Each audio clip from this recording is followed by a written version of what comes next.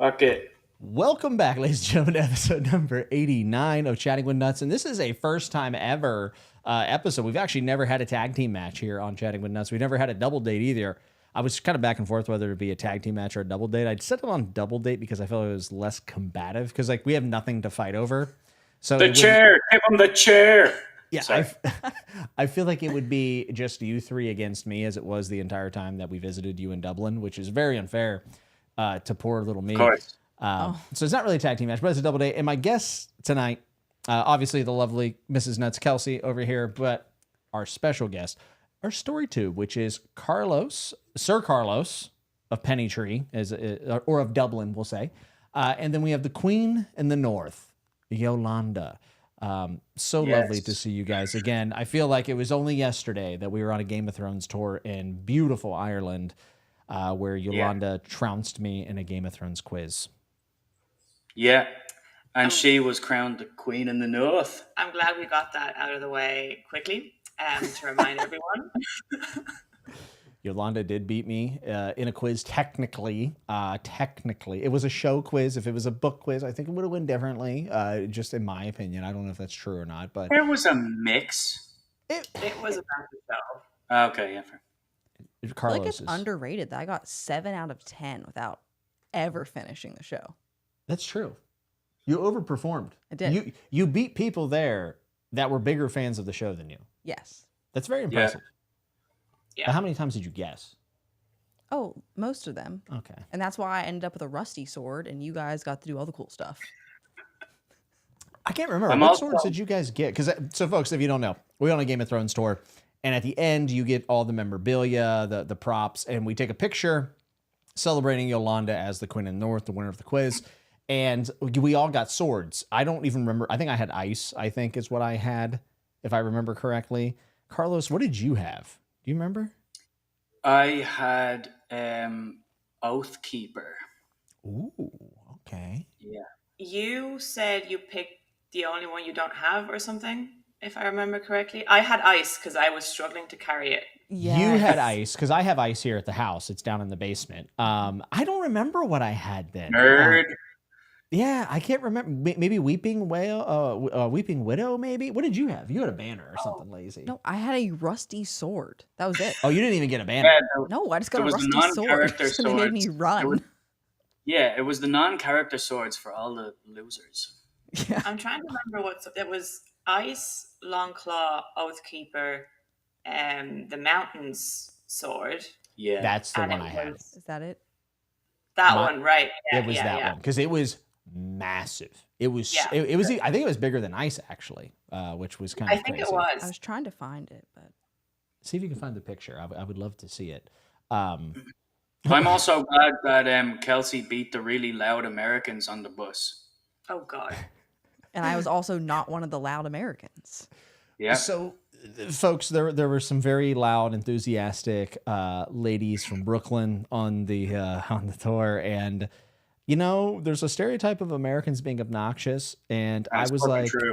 I was trying my best not to be part of the problem, and I thought I was doing a nice job, and then I heard these ladies interrupting the tour guide, making their presence known, and I said, oh, I get it, why everyone hates us. I totally understand. I'm going to fake an Irish accent, and then I just pretended to be Irish for the rest I didn't actually do that, but that would have been worse probably, but yeah. The stereotype of Americans overseas, unfortunately, kind of true. Unfortunately. Yeah. Well, you guys, you guys improved that. Yeah, I would hope that we did a little something for the stereotype of Americans. You did great. Yeah. We did okay? Okay, good. Yeah, we'll take absolutely. It. You also did well because you were able to stomach Guinness in all of the best places that I know in Dublin. Well, that's because Guinness tastes really good in Dublin at the places you took me to. We're having some Guinness tonight, in remembrance of our great trip to Ireland. And it tastes terrible because it came out of a can. And Not great. Yeah, cans aren't great. It tastes like water, piss, and pennies. If I had to put but it's real. It's there. This is fine. It's fine at best. But I've had worse pints than I've this. had worse in like trendy bars in Dublin. Yeah. To be You've fair, had like out of worse? the tap. Yes. Really? Yeah. Well, I guess, ours is probably even worse because it came overseas, right? Like you're at least getting Probably. it probably canned and then sent to you directly. Like mine didn't even have We the full have cup. we have a saying in Ireland, and I don't want to offend anybody, but I'm going to say it anyway. That is, Guinness is like the Brits; it doesn't travel well. Would you say the Brits are at it again? They're always at it. Always at it. It's the most Irish thing you could have possibly said. This might offend, but I'm just going to say it anyway. 8 minutes into this stream. You delivered, Carlos. That was my whole goal, was to get that out of you. So we can actually end it right now. We could close up shop. We're Great good. time. We had a good time. Yeah, great. that was the mission. I want to thank you guys for tuning in for another episode of Chatting with Odds. If you liked it, no, I'm just kidding. Job done. Job done.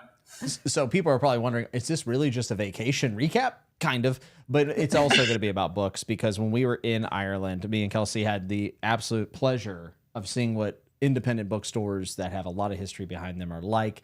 And just so happens that there was one that you two were at the time employees of. And I can't remember the exact name because I always forget it. So I'm going to have you tell the people about it. That's fair. Some people here also forget the name. It's Hodges Figgis, or Hodges and Figgis, actually, but nobody says the and really, which is the third oldest still running bookshop in the world, as far as it is documented, and we know. It's about, 256 years old. Wow, that's quick maths. It says it on the till. Nice. Oh. Yolanda, you got to run with that. You gave it up. You had a chance. I should have. Yeah, I just really know how long ago 1768 is. But yeah, so we both worked there at the time, and it was really fun to show you around.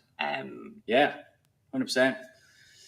Also taking you to like the secondhand bookshop with all the fantasy stuff, because they have a really cool little collection there of secondhand stuff. It's probably the best collection of, old classics and little beat up mass markets. So that was fun too.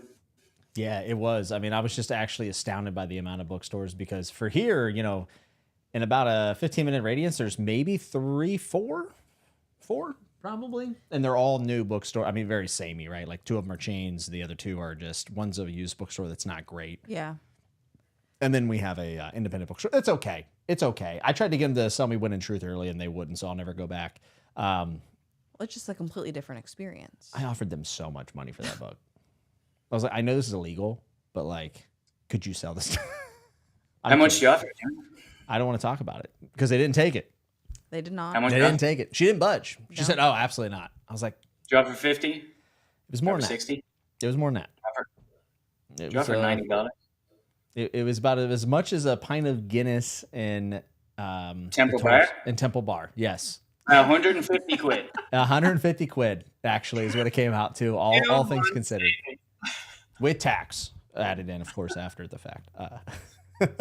But we did have a wonderful time visiting you guys and being able to go into these bookstores. And we went home with more books than we can count. And these are certainly only a small portion of them. But these are the books that we've either read some of or plan to read soon.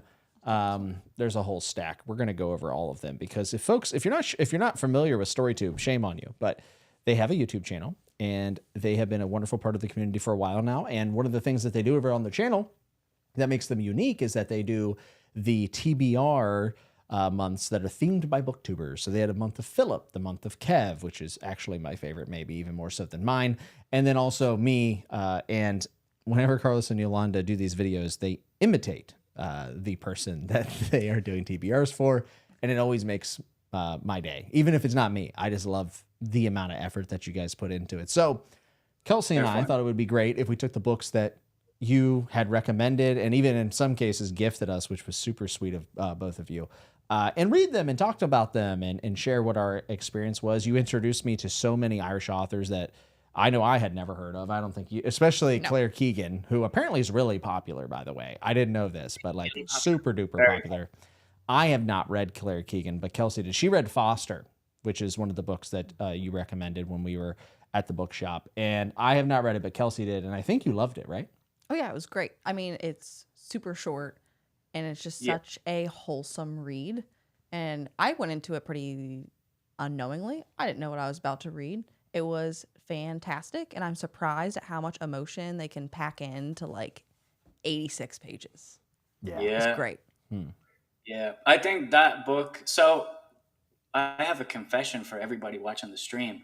I didn't read Claire Keegan I hadn't read her when I I know. recommended. Shame on you. But I remedied that. The main reason I hadn't read her is that some of the subject matter in her stuff is just a lot of things that we learn in school here in Ireland. And it's like subject matters like difficulties with the Catholic Church and abuse of children or abuse of women. And I just really don't want to read that because we learn about it a lot in school here. But I think Foster is everything that Claire Keegan wants to write about distilled into such a short like page count, and she doesn't have to go into those topics that a lot of Irish authors fall into the trap of just using those topics to seem important and like to get their books recognized. And Foster is just about Irish people chilling. We don't have to talk about the Catholic Church all the time.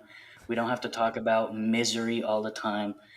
It's just people being nice to each other, which honestly is more representative of modern Ireland, to be honest, than a lot of other stuff that you can read in Irish fiction. But anyway, I hadn't actually read her when I recommended her to you. But I mean, working in the bookshop, it's like, what Irish author do you recommend to me? That's Claire Keegan. But yeah, there's also a movie adaptation of Foster, which is in Irish. It's an Irish movie that came out, I don't remember, a year or two ago. That we went to see. So we didn't know the story. You didn't just blindly recommend it. Oh yeah, like I knew the story. It's a great movie. The movie is called On Colleen Kuhn, which is Irish for The Quiet Girl, which is a homage to The Quiet Man, the old John Wayne movie. Nice. Very cool. So Yolanda, have you read Claire Keegan? I have, but not Foster. So I read Small Things Like These, which is the one that Carlos was referencing. That's about the Catholic Church. We have that one downstairs. Yeah, I'm excited to read it. It is good. I think you'll appreciate it more if you're not Irish, and especially if you haven't like grown up in Ireland and been beaten over the head, pun intended, quite literally, with it, with the subject matter, and then it's a little bit more interesting. And then I read a short story that is published as a book now, but it was originally published in the New Yorker, I believe, which is called So Late in the Day, which is also really good. And that one is about a failed relationship. And she does the same thing. It's just her thing to like explore human nature. That sounds very pretentious, but like in a very, very short space of time. Understated.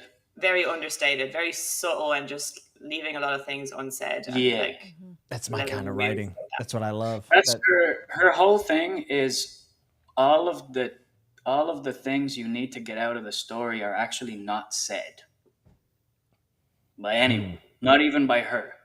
But if you're an empathetic person, you know what she's implying, which is great. That's probably the thing I love the most in writing, to be honest with you. I think that's something that Kazuo Ishiguro does as well, and David Mitchell, which David Mitchell actually blurbed Foster on the back and said, as good as Chekhov, which I really like Chekhov's short stories. So I'm very excited about reading this. Now, what was it? Small Things Like These? Is that what it was called that you said? Yeah. Yeah. So that's one I'm going to read first. I'm actually going to read that one. Yeah. Okay, I was about to say something there, but maybe I won't say it. I think small things like these is grand. It's fine. It's all right. But I think it's very popular with Americans who don't have an Irish education, so you're not oversaturated with that kind of subject matter. Yeah. And those kinds of books, not just the subject matter, but like Irish literature, when you do it in school, is books about that. And I just feel like it's been done to death. But suddenly, with Claire Keegan, a lot of Americans are discovering the phenomenon of the Irish Magdalen laundries, which has, I guess, given shone this new light on this thing that we had in Ireland, which was pretty bad. The Magdalen laundries, for anybody who doesn't know, were sort of not convents, but places, Like homes, yeah, that troublesome women were sent to, or women who stepped out of line, women who married or not married, women The who opposite. didn't marry, women who had children out of wedlock were sent to the Magdalen laundries. The last Magdalen laundry in Ireland was closed in 1996 or 7. So this was like, I mean, it wasn't still going on to full effect in the 90s, but yeah. You learn a lot about it in school. Ireland has done this big, massive cultural shift kind of away from the Catholic Church really, really fast in the 21st century.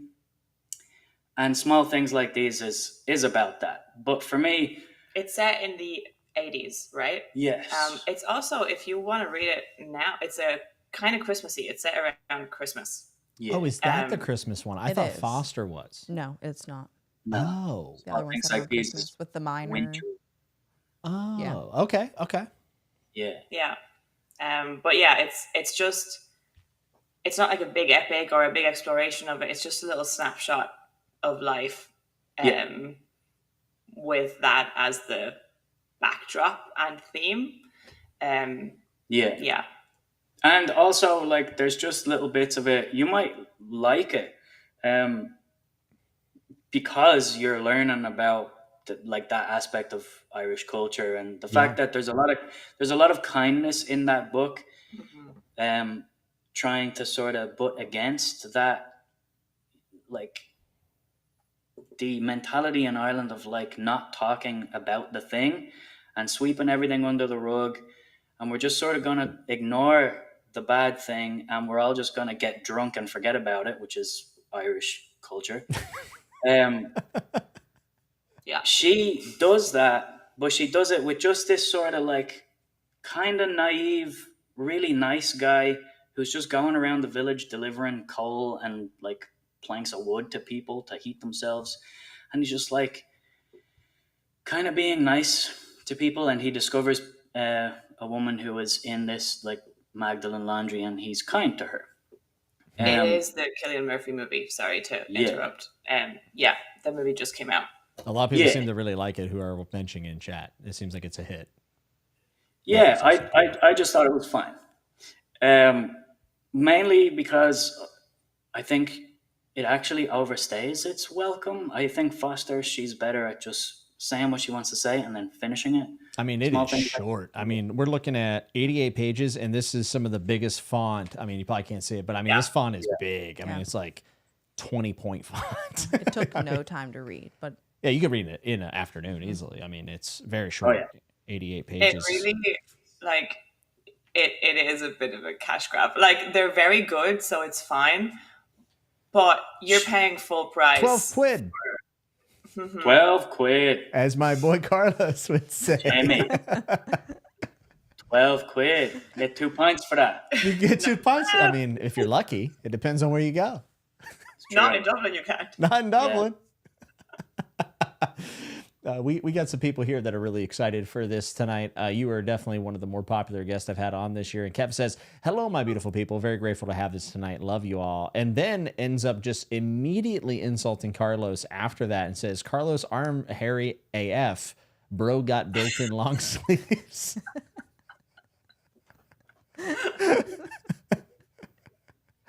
Oh my goodness. That's, Hey, and that's the Spanish gene in me. I was going to say, I think that's more the Spanish part of you, Carlos. Adam Bohr says, catching up to the live stream on 2x speed, the early part regarding Guinness, so true. I've never had a better beer than Guinness Fresh in Ireland, Dublin specifically, from what I understand. I mean, the you brewery are is not a right beer across person. the river. Yeah, I don't necessarily like beer, folks. Like, I really don't. And, you know, it's maybe even a cliche at this point for people to say, oh, it's better in Dublin. It's legitimately way better in Dublin. Like, it's a different thing. Totally. I mean, you can actually taste the coffee notes of it. And it was enjoyable. I drank one every day I was there, I think, which is a lot for Yeah. me. It's a lot for me. Great. Well, if you didn't, a short, hairy Irishman would have slapped the head off you.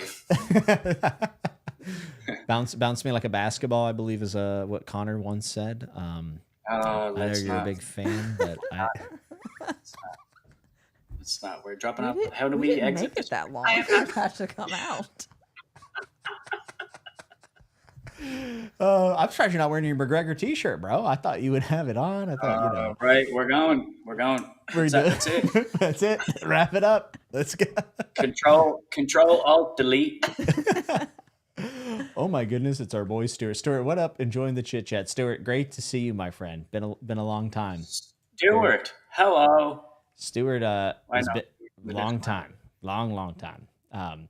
Meowcat said, did you guys do Irish car bombs? We did not. I don't know what the fuck that is. Oh, wait. Is that Alive, a U.S. I thing? just went off in my head. So an Irish car bomb, I think, is an American. I mean, you basically like have this like Oh. double shot and you drop it in, like slap the table and chug it really fast before it like curdles. Usually, if you're doing Irish car bombs, something's about to go very wrong. Yeah. Yeah, it's not something that just- normal people do a lot. Can I just say, as an Irish person, what I thought that was? A literal car bomb. Well, yeah. We're talking. You know, now that you mention it, We're talking inner city Dublin, 1975, Belfast for all of the 20th century. That's what I think of. yeah, I guess that's true. Let's steer away. Did we end up getting you baby Guinness? We No. never got a baby Guinness, but we're gonna rectify that in March. We are. We're gonna Yeah. go Yes. to McSorley's, which is the oldest bar in New York City in Manhattan. It's over 100 years old, and it was founded by Irish immigrants. And supposedly, you will be the judges of this. It is supposed to be the most legit Irish place in America. So Amazing. Beautiful. yeah, will it has the try original there. floors from like past the Great Depression. I mean, it's like for America, very old place, and for it to survive in Manhattan that long is almost insane. Meowcat says, "Ha ha ha! It's a stupid American drink, I guess." Yes, with the context, very stupid, actually. Not. I mean, the it sounds fun. It does. sounds more fun than an actual Irish car bomb. best. I would agree with that. Yes.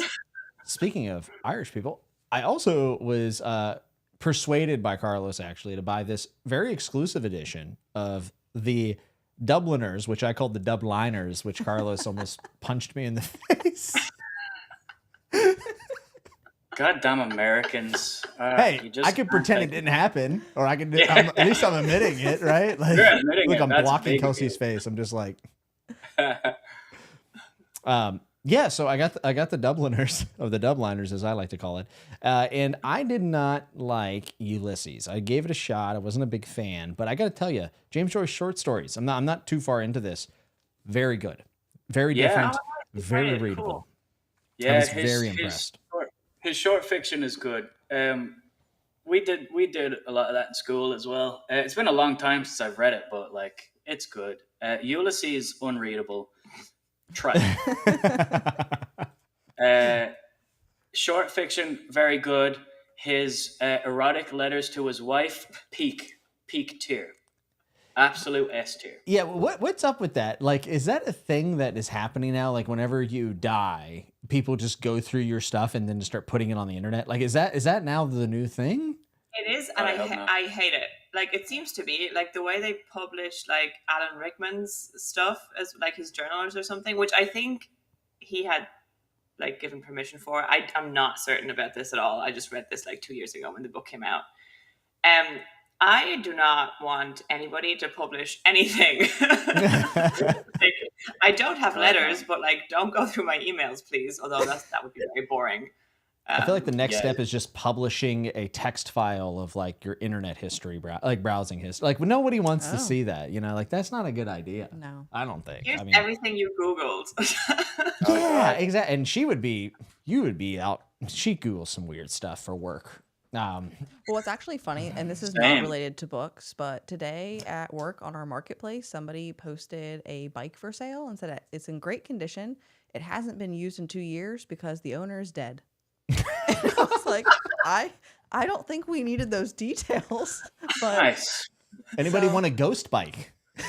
sell your bike and publish all of your history. It's great. Yeah, so James Joyce, love letters of a different kind. How would you describe them if you had to put a word to it? You know, as fellow Irish folks, like what would you? All the words running through my brain are not suitable for the internet right now. One word, Jimmy. Farts.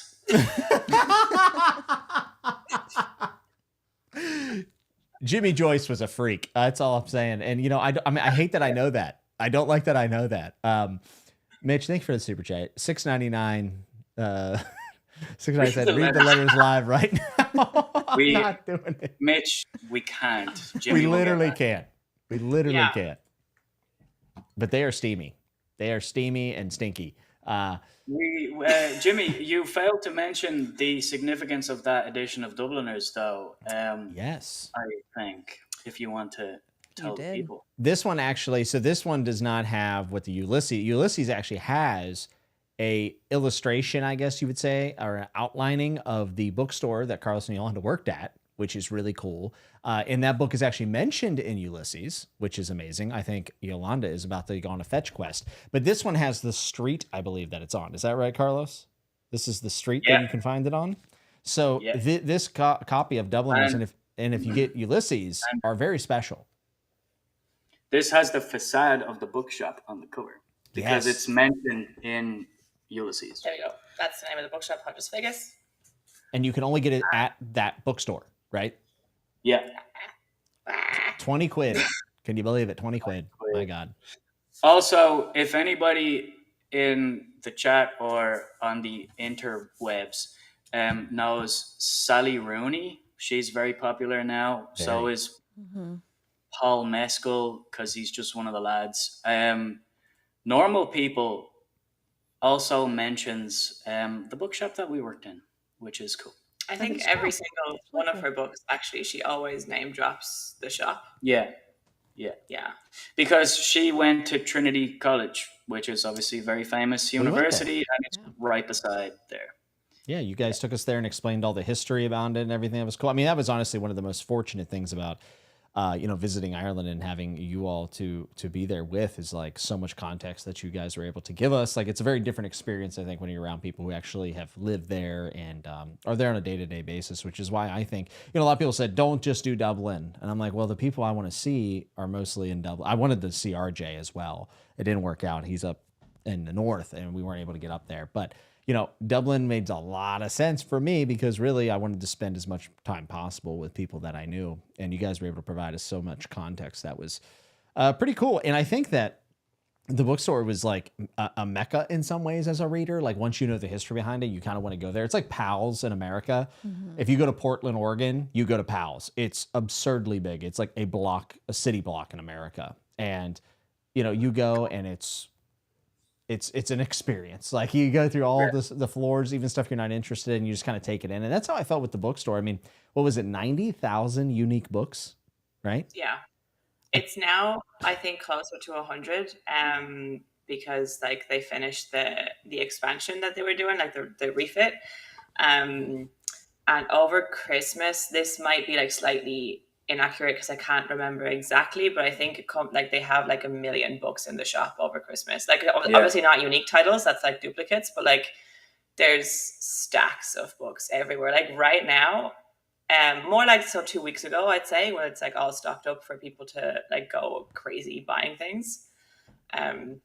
Yeah, it's intense, but yeah, about 90,000 unique titles, which is crazy. There's a lot of history in the place just because it's so old. It's 250 whatever years old, and it's mentioned in a lot of literature that was written by a lot of really famous, well-regarded Irish writers, poets, whatever. Oh, Alan is in the chat. Don't worry, Alan. We were not talking good things about Ulysses. We weren't actually at all. Alan, you might want to try his love letters, though. I think you might find them compelling. He says, "Hey, Kelsey, how's X-Plague? The X-Plague?" Who knows? Just pay attention to the news. It tells you everything. Oh, my goodness. Oh, my goodness.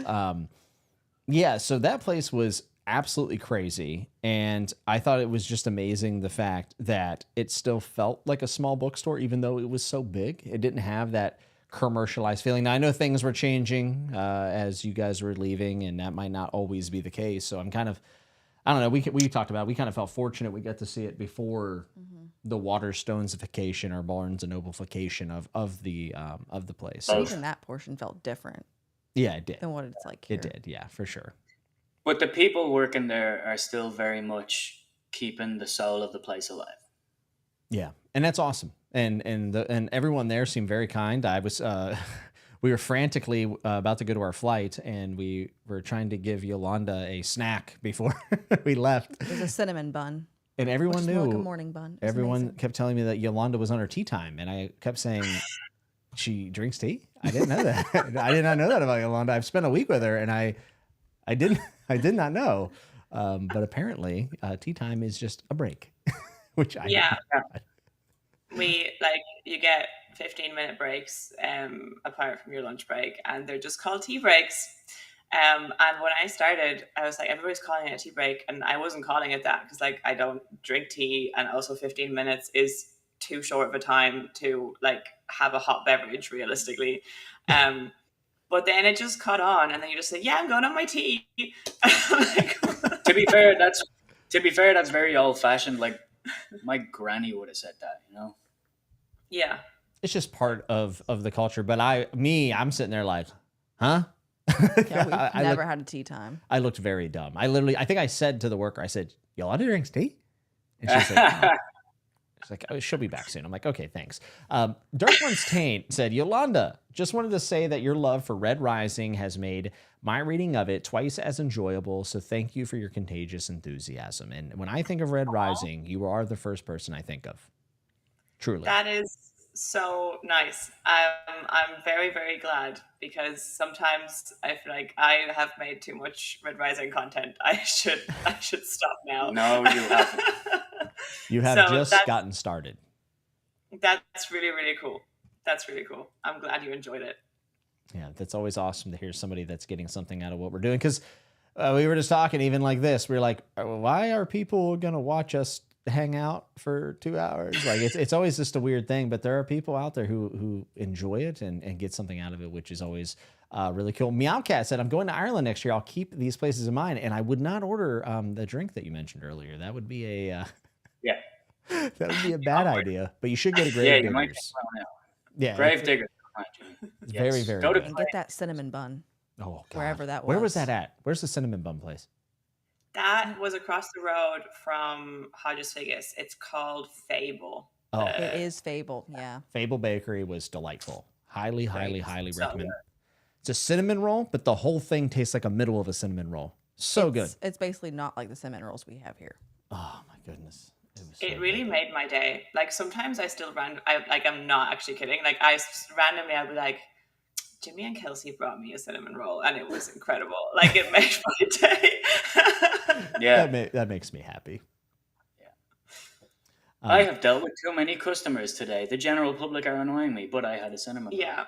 It can get you through a lot. I mean, I was walking around the entire time that morning. I think we walked like 10,000 steps before we even saw you guys the first time we had it, and I was like, this makes everything worth it. I walked like 2 miles for it. It was so good. Would definitely recommend if you're in Dublin to check out Fable Bakery. Alan says, Christina and I would like to know where we rank here in the couple hierarchy because we need to adjust our wills accordingly. So we did. We've been doing the world tour this year, you know, and we Yes. capped it off with seeing Alan in Palm City Beach or Panama City Beach. I always say Palm City Beach. And we had a wonderful time with them as well. So I'm going to let Kelsey answer this one. Where do Alan and Christina rank in the hierarchy? Wow, way to throw How your am woman I under the bus. ranking people? Good luck. We got books. Christina made us dinner. It was amazing. I'm not ranking them. I would say it's a dead even tie. How about that? I would say Yeah. dead even tie. You know what would be wonderful, though? Because Carlos and Eleanor will be seeing us in March. They'll be here. Maybe we'll do a live chatting with us. I don't know. Maybe not. I don't know. We'll see if we might be having too much fun to do it. But Alan, I will hijack your channel, Jimmy. you could delete it for all I care. I mean, you could just pour Guinness over all this tech, and I would be thrilled. No, you know, here's the thing: when I hang out with people that do YouTube or that I know, I always end up not doing stuff usually because I'm just having fun in the moment, and I never want to ruin that. Like I love being there, present. Yeah. But Alan, Christina, you guys should come up in March. I think that would be a lot of fun. That would be That would be great. unbelievable. Yeah. That would be incredible. We could go to Also, DC. like we booked like a whole 10 days, so we're staying for far too long. I promised Not long I enough. promised to cook at least a couple of times. Okay. I our food is not nearly as good at grocery stores as it is in Ireland. To be honest, it's not nearly as fresh and good. But I would love to have beef Wellington once again. Oh, that's the real. I was like, you Carlos hung makes out it- with us for like 7 days. You entertained us every day. You should not have to come here and cook. No, I want the beef Wellington But again. then I realized I there would was like you to cook again. alternative moves here. What are you doing? Right. Got it. Alan Wash is saying- that mouth out with soap, Kevin. Alan, in March, I heard you are coming to see us. Alan, you should, because your best friend, two of his best friends outside of me, which is insulting, do live near me. So I don't understand why he doesn't come up here more often. It doesn't make any sense. Well, it would be funny if Alan goes to your place just to see us. I would be fine with that. I'm like Hitch, but for booktubers. Like I put people together. That's like my whole thing. I think that could be the perfect revenge for Alan for all of the buddy reads that you do without Alan. I don't even do that many buddy. When have we? You guys are like two of my favorite people in the world. When have we ever buddy read anything? Jimmy, Never. Jimmy, we attempted to buddy read Anna Karenina, and neither of us finished it. And then, and not because I didn't like it, just so everyone's clear. It just Russian farming put the brakes on it. But also, we were supposed to read Prophet Song by an Irish author. Yes. What's it, Paul Lynch? Oh yeah, Is that his name Paul Lynch? Paul Lynch. How did I Lynch, remember that? Oh my God. So it won or split the Booker, I think, last year. And it sounds really interesting. And Yolanda and I last year were like, we're going to read that in like March. And we just never did. We should do that. It's short. We should do that. We should do that. We did a buddy read know of our what? first Like- book ever. We did. I forgot. And it's actually very, very good segue. Look at that. My Brilliant Friend. Nice. We L'amica both read it. geniale. It is so good. Yes, I really loved it. I thought it was excellent. Kelsey and I both read it, but we had to get the American version as well because we were both reading it. So I have an Irish version or a UK version, and then I have a American version. But I actually like this one better. It has more colors on I do it. too. What's the American look like? Honestly, I'm not a huge fan. It's like a wedding day photo with like kids in dresses behind. I don't know. It's a man and a woman in a wedding dress, and then 2 children standing behind This them, one- all facing away. Yeah, I like this one much Same as the more. Spanish one? Yeah, this one is much better. It has some color on it. It has the 2 little girls hiding behind a car. I think it captures it.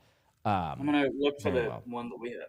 But what was interesting, at least I think is interesting, you really enjoyed the first part of the book the most. You still liked the second part. But Yeah. You loved the first part, and I was the complete opposite. I liked the first part, really loved the second half of the book. Yes. Interesting. Yeah, we were How- completely different on what the part we loved because I love when they were kids. Oh, see, that one's actually probably the best. I like that one Oh, quite that's a bit. awesome. That's a Spanish one? Yeah. Okay, that's cool. Interesting. So, Carlos, you have not read it though, right? Yeah. Oh yeah, I you did. I read this. Yolanda, you've read all of them? Yeah. Okay. I didn't know there was more than one. I went into this thinking it was a one. Yeah, and I will thing. say, for folks that are interested in My Brilliant Friend, which has turned into an adaptation on HBO Max, and it is, people are saying it's like one of the best shows in like the last 5 to 10 years. Like people are saying the show is insanely good.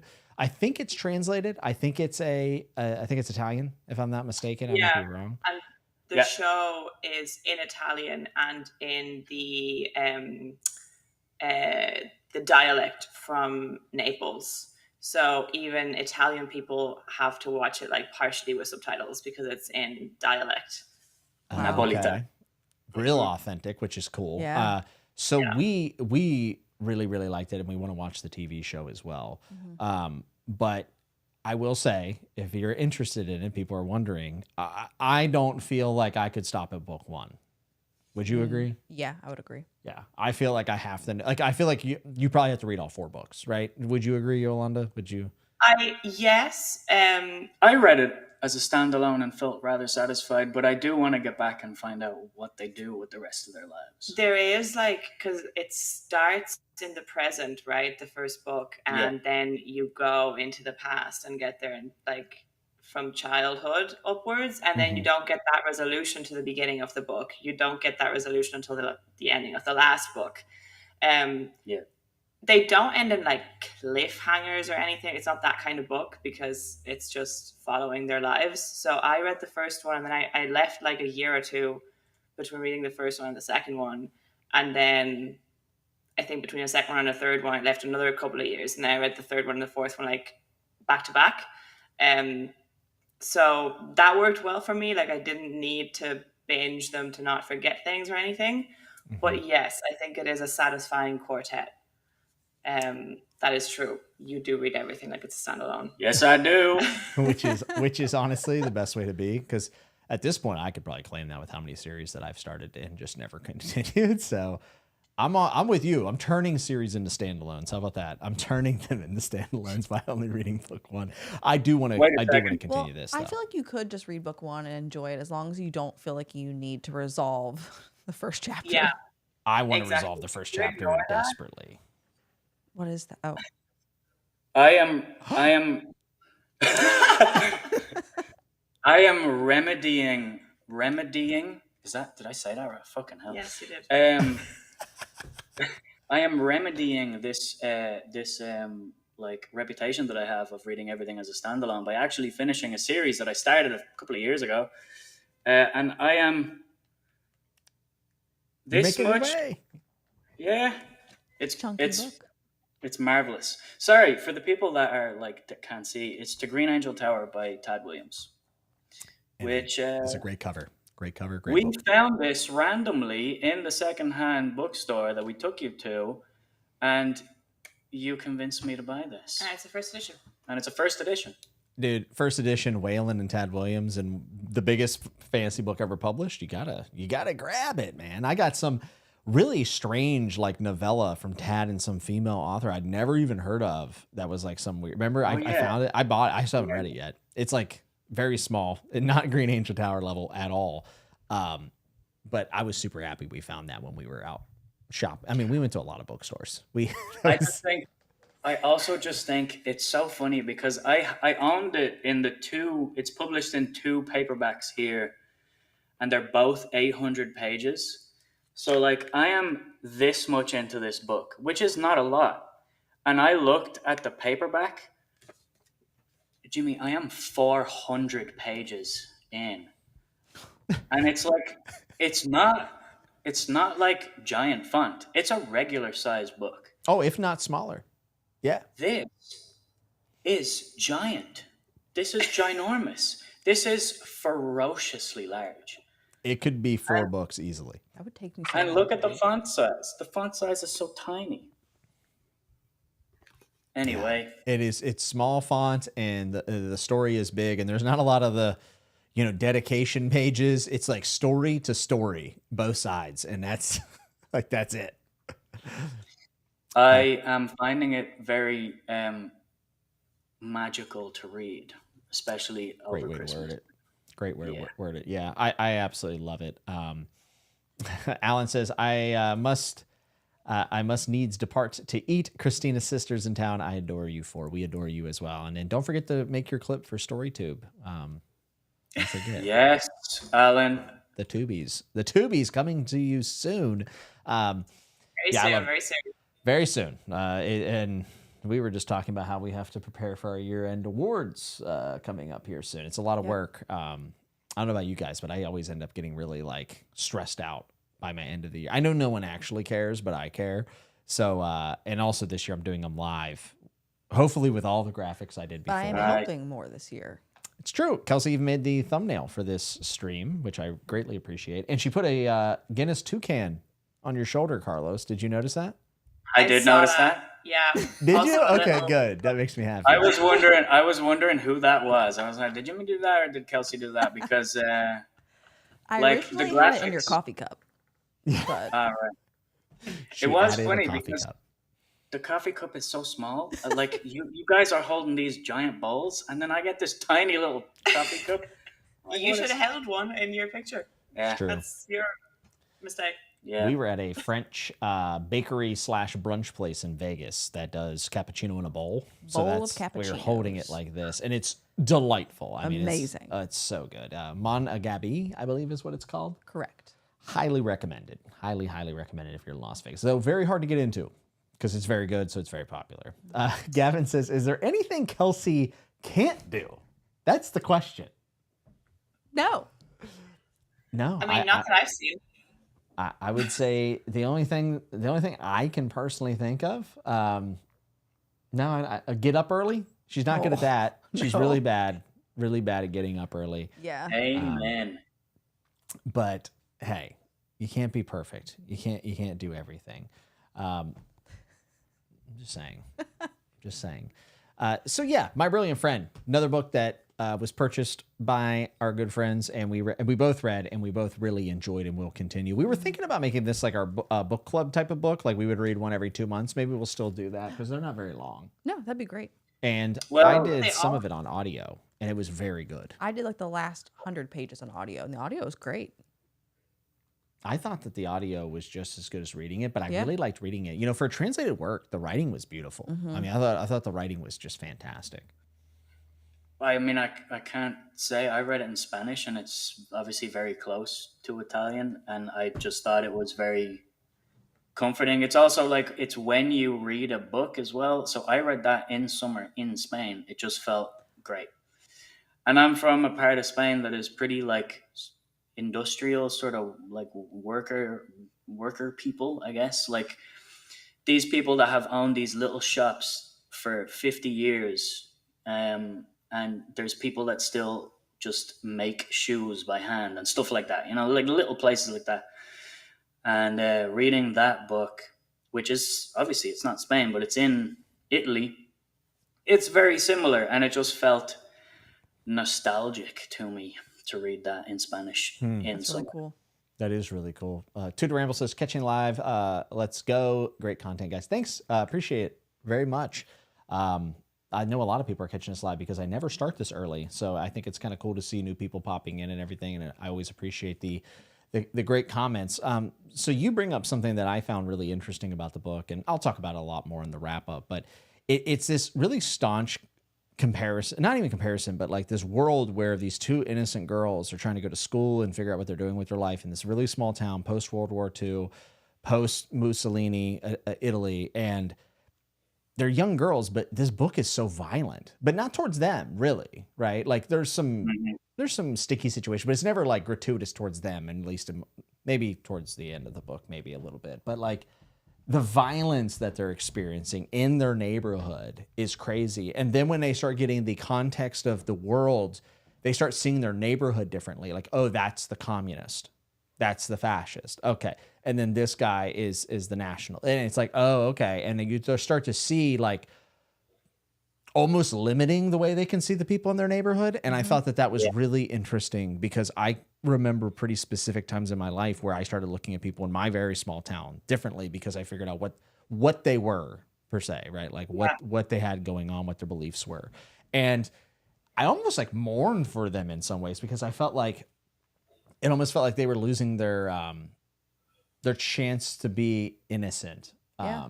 through more context, I guess. I don't know. It's a very strange book for that regard. And what I would say to people is if you like slice of life, that's great. But I think that this is a slice of friendship. I think it really dials in on like the insecurities that friendships go through. Obviously, it's two girls, but I think two guys, this is just equal. This is an experience that you could share as young adolescents or even young children. But like the insecurities that come with like letting someone for the first time in your life become your friend that isn't your family, like it's very nerve-wracking. And the inherent competitiveness that's Yeah. involved in that as well.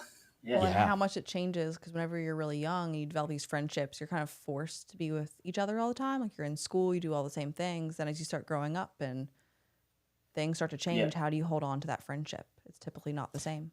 Yes. And also class is huge. And Carlos, you kind of touched on this, but like the working class and like the amount of opportunities that are given to these girls are very limited because of their class and where they rank in society. And not only because of their class, but also because of their gender, which is, a whole point of this book in many ways. And just seeing them work through that, and not always in a pretty way. And sometimes like one person seems like they're the good friend and the other time they're the bad friend. I don't know. I thought it was a really lovely book.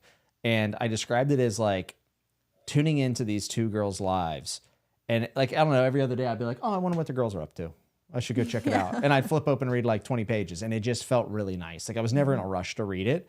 But when I would read it, it would always make me feel immersed, I guess is the best way I could describe it. So we very much thank you guys for gifting us this, because this was our first ever time reading a book at the same time, I think, right? Cool. Yeah. Cool. Yeah. Yeah, That's it. so thank you.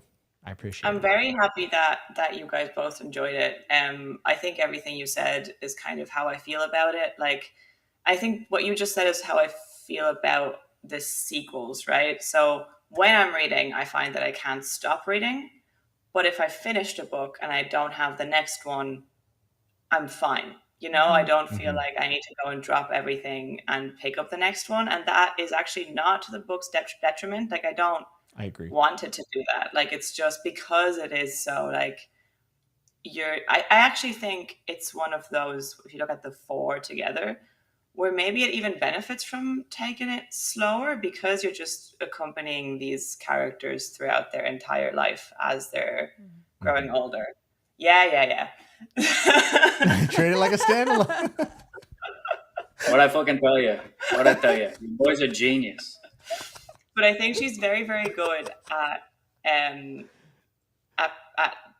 writing the characters as children and a child's perspective on social issues, and just things like knowing or being aware by like osmosis that the adults don't like this person, and then they see that person as a villain, but they don't understand why. That person has never actually done anything to them. And then growing up and that starting to morph into more understanding, and that prejudice just getting a name.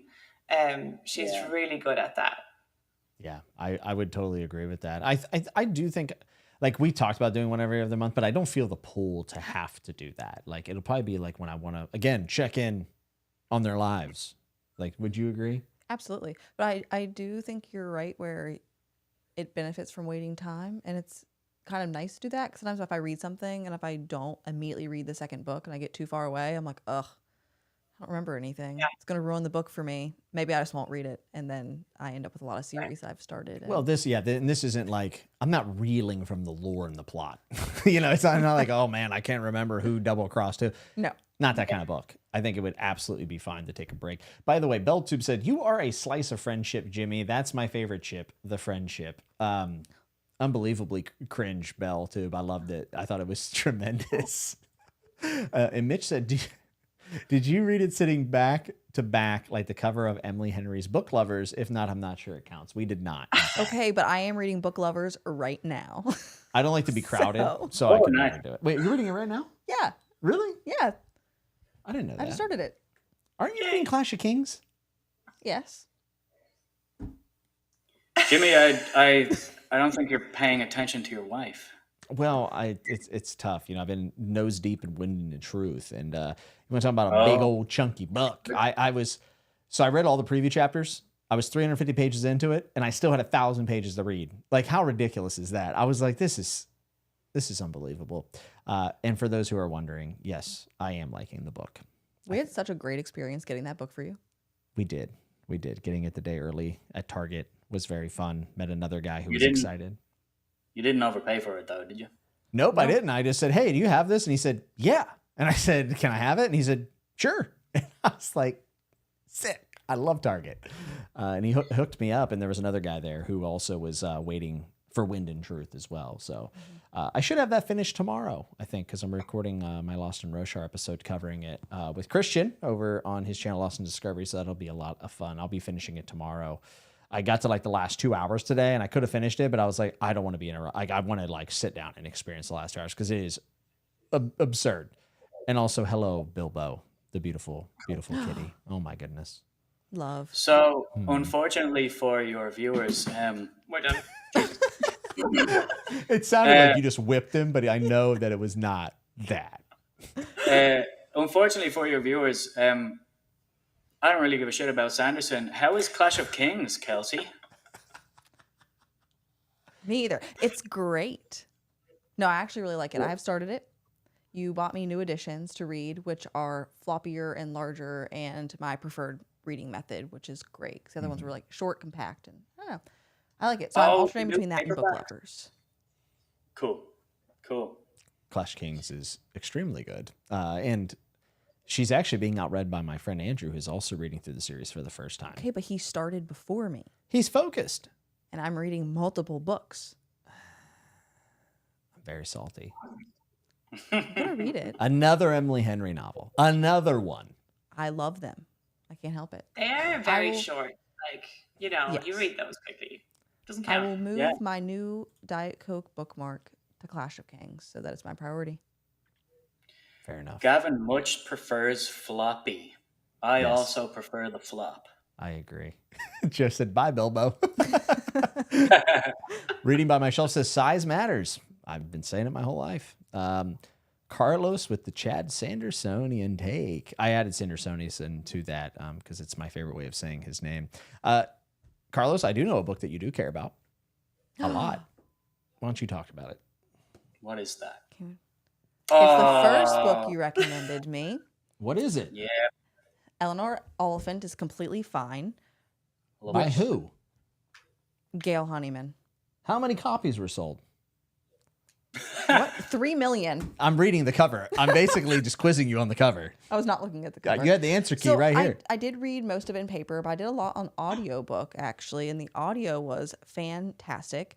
I would put it on every evening and walk around and then audibly laugh at life in a corporate world that I've experienced, and you would just look at me like, what are you laughing at with your headphones in? It's the most I've ever seen her like emote during reading. Like she was just all in, and she would just come and be like, you have to read this book. This is so good. Carlos was right. It's so amazing. Good. Like I could recommend it to a lot of people. I feel like a lot of people would enjoy it. Like large span. 100%. I just think it's a universal book. It's one of my favorite books. Yeah. And I also have a great affinity for Scottish people and Scottish humor, so it just works for me. I think there's a great balance in that book of a nice, playful sense of humor while dealing with, heavy stuff. Mm-hmm. But heavy stuff in a kind of palatable way. It's dealing with heavy stuff, but it's not depressing. It's very, very hopeful. And I think there were a couple of times where certain characters could have gone in a more cynical direction. Yeah. And it surprised me every time with like how she dealt with that and with people just being nice to each other. Yeah. And it's not like it's not cheesy either. Like it feels realistic. Yeah, and that's a tough line to toe, right? Like to not cross that threshold. Because for me, nothing takes me out of something more than whenever I feel like it's being disingenuous, like and just kind of like cheesy. It's like the quickest way for me to turn on a story. I think out of everything that we have, this is probably the book I'm most excited to read. I think. And it's that same sounds idea great. where you're essentially just following someone's life and reflecting on their experience of what's happening around them. And it tackles a lot of different topics, but they're kind of subtle in there at first. You don't realize what you're learning about a person. Is she autistic? It never outwardly says that, but when you listen to the book, a lot of people make that assumption. Yeah, I think she's certainly, what is the word, coded, Yeah. I guess. It's a person that does, but she doesn't realize that she is seeing the world differently from other people, or that she's not, like, she doesn't understand a lot of like how people behave with each other, but she doesn't realize that there's something that she's missing. It's like talking to Alan. Damn, he's not here. I should read the back of this book because like we haven't talked exactly what it's about. So Eleanor Oliphant leads a simple life. She wears the same clothes to work every day, eats the same meal deal for lunch every day, and buys the same 2 bottles of vodka to drink every weekend. Eleanor is happy. Nothing is missing from her carefully timetabled existence, except sometimes everything. And what a good hook. What an amazing hook. It's only like 300 pages. Oh, yeah. Actually, no, I lied. It's about 400. I lied. It felt like a really fast read. If you're looking for an audiobook, though, I really think the audio was incredible. Cool. Sam Wise is signing off for that. See you, Sam Wise. I've been enjoying your videos, by the way. We should chat sometime. For sure. Yeah, I am very excited about reading this, especially from someone who right now is kind of going through a lot of the corporate BS, something that you all went through, or yeah. So I think I would relate to this pretty well. This might be a timely read. Probably one of my favorite reads of the year. I mean, I've honestly I don't know if I've ever seen you that, like, just taken by a book, I guess is the way to describe it. Like you talked about it multiple times, you laughed about it, and like you were evangelizing, which is a good sign. I had to pause it so I could tell you scenarios that were happening. Yes. You're like, are you going to read it? I'm like, I'm going to read it. She's like, just let me tell you about this scenario. And I'm like, okay, go ahead. That's fine. Because like books will be funny, but I never actually like audibly laugh or anything. This one got me. Also, I did that too. I read it before you, and I kept like putting it down to read out paragraphs, and he was like, okay, I'll read it. You were like, this would totally be your thing. Yeah, there's a time like pretty early on that I think really like showcases what the book is like, where she is a longish bit where she's complaining basically about the office rituals of somebody's birthday, and this like, oh, you go and get like the cheap cake that nobody likes, and then like they book the meeting room as if they don't know what's happening, and everybody writes the same boring shit in the birthday card. Like, it's very funny, and you're like, yeah, I can relate. Okay. And then she gets to the part of, oh, and they all chip in to buy a present, and this last time they bought somebody wine glasses. That's ridiculous. Why would you need separate glasses for a different drink? I just drink my vodka from mugs and it's perfectly fine. And that's the moment when you realize, oh, there's something dark lurking behind this. Yes. It's so good. That's just so UK and Ireland though as well. Like, I just find, maybe it's universal. Like it is universal. But like there is something about that undercutting sense of humor with darkness behind it that that's us, that is what I'm into. That's usually what I am attracted to. If there is humor in something, that's the kind of humor I want, almost exclusively. Yeah. And it's also the like, it is playful and it is funny, but it is also highlighting ridiculous shit that we just do because people decided once that that's the way things should be done. And I don't know, poking fun at that is how my brain works, which is why I connect to that book so much. But yeah, I'm really glad you loved it. That's cool. I think you'll really like it. I think I will too. Mitch wants to know, and this is relevant to me, he said, will work from home people be able to relate? I think yeah, so. You still get the dumbass messages in the team chat. You open it up. You still have to interact with people at work, and even if you're not sharing the birthday cake in the team room, Yeah, that is It true. fits. That is true. And Ed said, book lovers made me laugh. Kelsey, I think you'll love it. The banter is great. I'm excited. Oh yeah, Like how 50. far into it are you? I'm only like 50 pages in. I started it last night. Nice. Every word she reads is one less word she's reading from A Clash of Kings. We're failing as a channel, okay? This is the fantasy. No, We haven't even done a discussion on a for Game of Thrones. I know. We've been busy. I'll schedule it. Jimmy, it sounds like you are the one that needs to find. Oh, I've been failing this channel for a long time at this point. I actually was watching some of my older videos today, and I was like, man, I used to be good. Like I used to be good at this. And In now, March, I will strap you down, tie you to that chair, and then make you discuss this book. I mean, I will discuss that book with joy. I just have to make a thumbnail and do well, now you can. I'll make the thumbnail. Now you can make the thumbnail. Okay. That's what stops me, folks, is just making thumbnails, honestly. So speaking of like really light and cool stuff, there's Will and Testament by Oh yeah, light and breezy. I'm going to pour us a bit of Guinness while she talks about Will and Testament. So I don't know what this says about me, but Ilana handed this to me and said, I bought this for you. I think you'll love it. It's horribly depressing and sad and bleak and dark. And I said, oh, thank you. Thank you, Yolanda. You said it to me. It was like a better version of Little Life mixed with kind of like Secession, I think is how you pitched it. Is that right? Yeah. Well, I got to say, I thought this book was excellent. I thought it was very sad and very dark. But, you know, honestly, kind of absurdist in some ways because the whole story revolves around a dad who dies. And it is an inheritance story about some cabins. Like that's what the story seems like it's about. But in reality, it's about family drama and trauma as well. And I just love the way that this kind of unfolded. And there is a scene that is very dark and sad.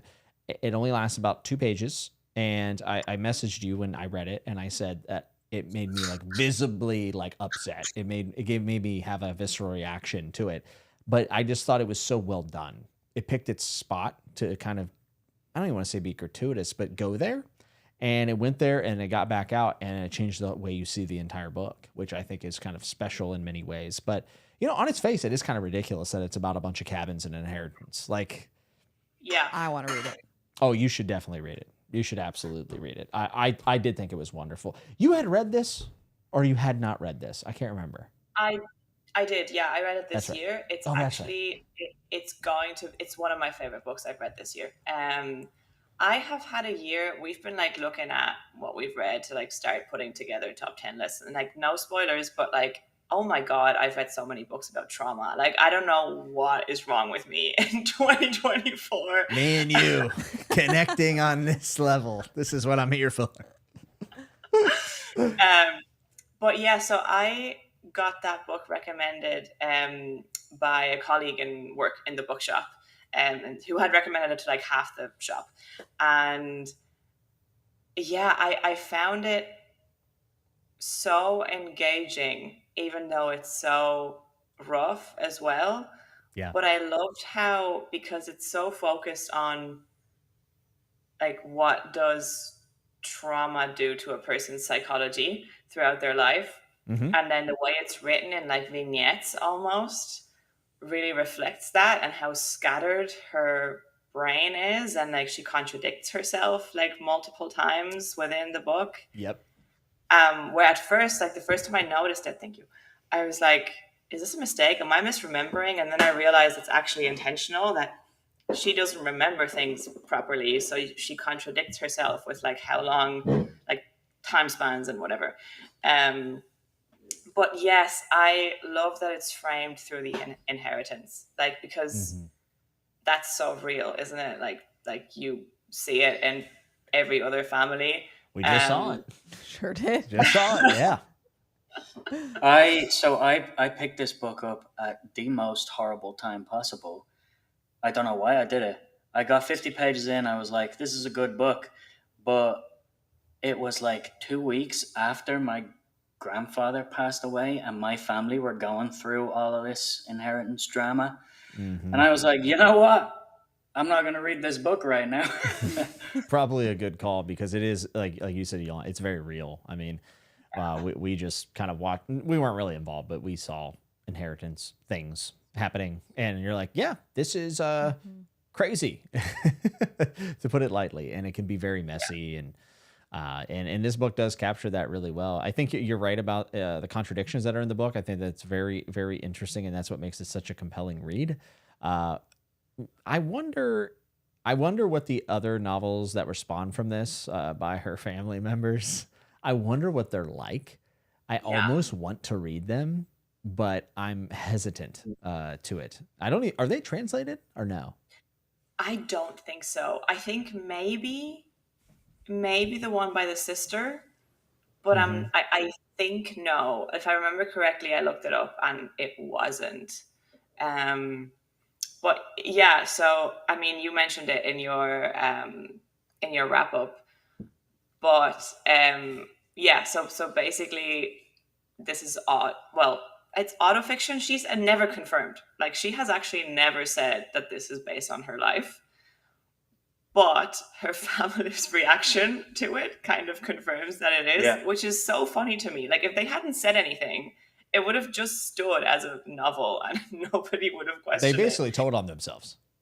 They did. And like, her family came out, like, I think her mother and her sister both came out and started saying, like, how dare she, and this is slander, and like, how dare she publish it, and it's not true, and whatnot. And based on that, people were like, oh, it's based on something true then, I guess.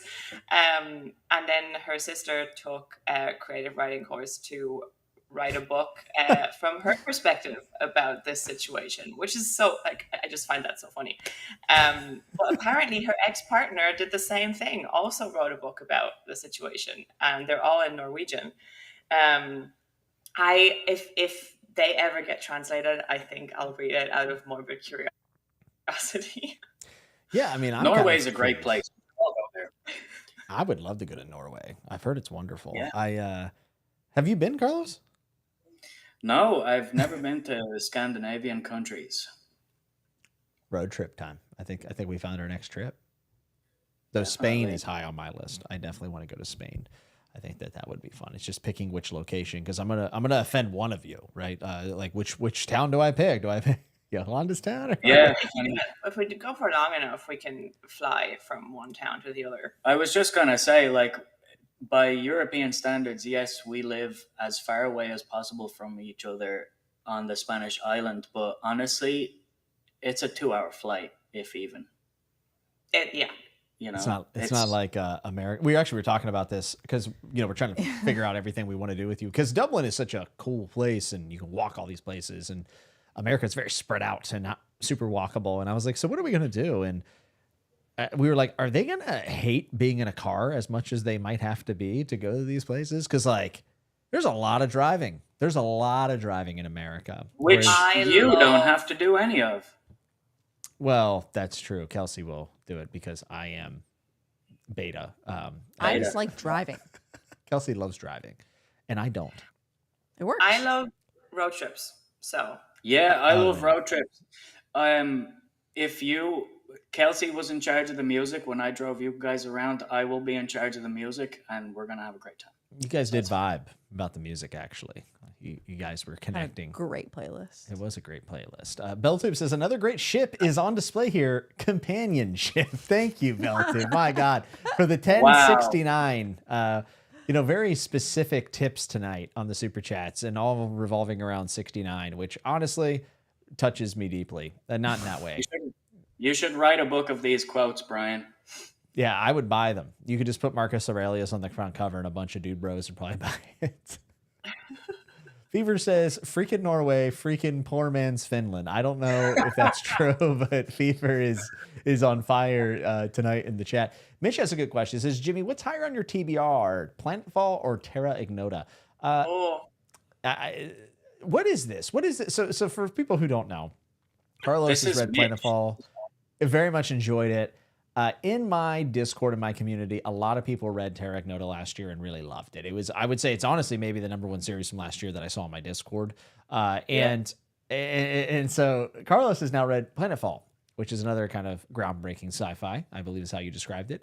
And For some reason, Mitch is like pitting these two things again. Are they against each other, Carlos, or not? Like, what's the point? I don't What's think the they deal? have anything to do with each other other than they're both science fiction series with 4 books written by a woman. Yeah, that's exactly it. She hit the nail on the head. Well, we can't have too many, right? We don't want to get too many.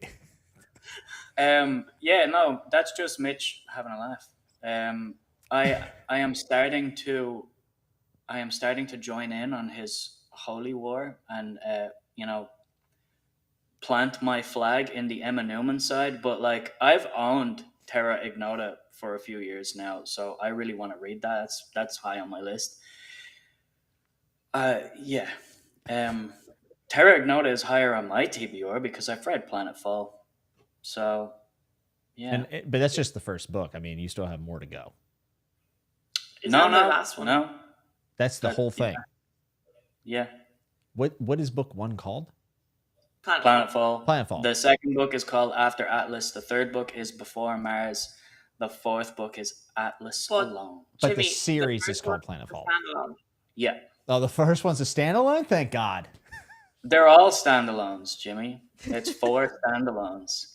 This is like the series that was written for me. It's a series, but it's a series of 4 standalones. Hey, that sounds like China Mieville. I love it. It's 4 books set in the same universe, and time passes in that universe, right, as the books go on, but each one is a separate story, separate cast of characters, separate location. I would say if you want to put Planetfall higher on your TBR than Terra Ignota, that would be great. But if you want to start with either book 1 or book 2, you can do that. You can interchange book 1 and book 2. You can start with either one you want, but read the first 2 books before you read books 3 and 4, and then just read books 3 and 4 in that order. Okay. I will give it a shot. I don't know which one's on necessarily higher my TBR. I probably whichever one's shorter, if I'm being completely honest. Planetfall. They're all 300 pages. Well, I think Terra Ignota is the first book's really short, and I think by book 3 or 4 it like quadruples in size or something. Like I know one of them is like super long, and it's like this is the reason I haven't read it yet. This is why I read Planetfall. Maybe that first. Should be our buddy read, Carlos. We got Paul Lynch with Yolanda, and then I need one with you. So maybe we should do Terra Ignota. That's great. That actually would be a lot of fun. That'd be good. So remind me, Jimmy, had we said that we were going to read Planetfall in March 2024? Is that what we said? Yeah. Planetfall? Not Planetfall. Prophet Song. Yes, I believe we said March 2024 was when we were gonna. I don't know why we picked March, to be honest. I don't know what I had going on, but I said March. Well, we could do it in March 2025, and then we're still reading it in March. You know what else you could do in March 2025? Beal. Cool. Oh, what? Planetfall. You know what else you're doing in March 2025? Coming to my house. So I don't know if that's... Oh, shit. Yeah, that's right. We are doing that, actually. There's no turning back. We bought the tickets. Well, here's the thing. You will be able to finish Prophet Song probably on the way to and fro easily. Exactly. I mean, because it's like, what, 7 hours? So, like, I think that might actually be a good idea. That might be... And it's, the nice thing about Prophet Song is it's standalone. So it's one and done. Carlos, you'd love it. I've never read it, but you'd love it. I'm sure I would. It's a like 1984-esque dystopia set in Dublin. Yeah. Scientist gets picked up by the government officials or something. I was like, yeah, I'm in. Sounds great. Scientists, why not? Yeah. Kev said he's trying to do Terra Ignota in January. I am trying to commit to as little as possible in 2025. I will be honest. In 2025, I don't want to like immediately start the year committing to a buddy read. If I do, 1, 2 in 2025, that's fine. But I don't want to immediately start the year committing to any commitments. Well said, Carlos. Well said, my friend. We can tell that you're a well-read person. I've been struggling this year to read. Not to read. I've read like 70 books, but I've been struggling to enjoy the books that I've been reading. I don't know. I hate that for you. It like the second half of the first half of the year was fine. It was good. Second half of the year, like especially like August to November, terrible. I don't know. And I think a part of it was just committing to too many things and then starting 5 things at once and not giving anything the proper time. And then you're like 50 pages in and it hasn't hooked you yet. And you're like, do I drop it? And do I keep it a waste of time? And then, so I don't want any of that in 2025. Yeah. But I will say the book that actually broke that streak was Beartown. Oh, that I read a couple weeks ago. That's Kelsey's jam. I loved Beartown. I mean, I loved it too, but she really loved it. I did audio. I did not read it. It's just audio, but loved it. Is the audio good for it? Yeah, I think it's very good. Yeah. Cool. I did about half and half, I think, and I think I actually preferred the audio. I mean, that book has one of the best openings ever, in my opinion. Like, what a hook. Yeah. What a hook. It's terribly good. Are you going to read the sequels of that? You don't really have to, but are you thinking about it? I will. I wasn't sure if I would pick it when I picked it up. As I was like halfway through, I was like, I'm not sure if I will because this might have a satisfying ending and I'm not committing to trilogies. I think that's another problem. Like, I feel like I have too many ongoing series and like, it stresses me. Like this year, this is a tangent, but this year I started the year, we literally made a video where I said, my priority for this year is finishing more series than I start. And I want to finish these 5 series. How many of them did I finish? 1. This is the whole point of booktube plan videos, is to not fucking do the plan. I never do what I say I'm going to do with books. This is like, there are a select few booktubers that make plans that I can't fathom this. That they schedule things like a year in advance and they're like, oh, we're going to do this buddy read and we're going to do that thing and this read along and we're going to read this and this and this and that. Jesus, I don't know what I'm having for dinner tomorrow. Like, oh, I know what you're having for dinner. What am I? Bangers and mash. Of course. Yes. God, I miss bangers and mash. But we didn't. Oh, we had it somewhere else, but we walked past the Brazen Head the other day and we were like, oh, remember when we went to have bangers and mash after like walking around with swords for the whole day? Literally, literally the greatest day of my life. We were talking about it so for everybody that's watching, we took Jimmy and Kelsey to a Viking pub in Dublin. For anybody that doesn't know, Dublin was once a Viking city. It claims to be the oldest pub in the country, but this claim is contested by a couple of other pubs. Yeah, and it's from like the 1100s, so it's almost 1,000 years old. And we took them, or we were walking past it on the other side of the river, going to like our place, and I said to you, Jimmy, I think I was like, do you want to eat some bangers and mash? I believe I could take credit for this because I was hungry. Right. Yeah. I was like, oh, we could go into the Brazen Head for bangers and mash. And you said, like, what is that? Yeah, I had no idea. Yep. I was completely and I just said, it is like thick sausages, mashed potato, and onion gravy. And your reaction was hilarious. It was just like, yes. What are you, stupid? Oh, yeah, I forgot. Yes, I want that. Yes. I forgot about that. Yeah, and then we got to see some live music, which was amazing. I'm going to play it off my phone. It probably will sound like shit through this microphone, but I listened to this today.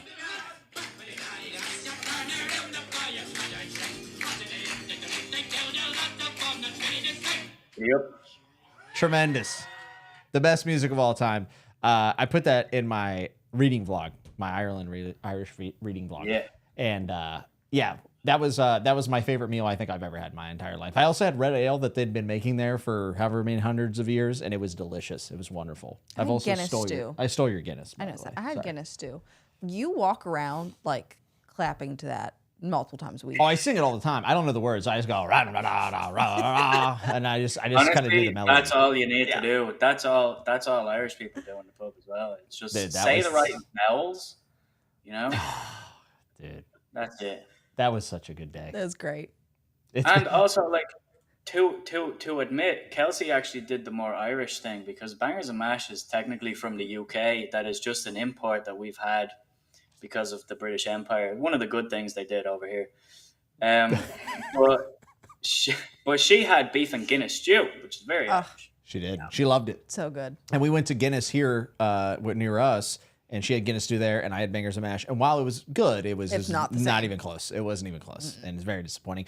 Christian from Lost Discovery says, Jimmy has been talking to me about Guinness and Bangers and Mash every day since, and that is actually true. Well, remember our grocery store even had, We tried to make them.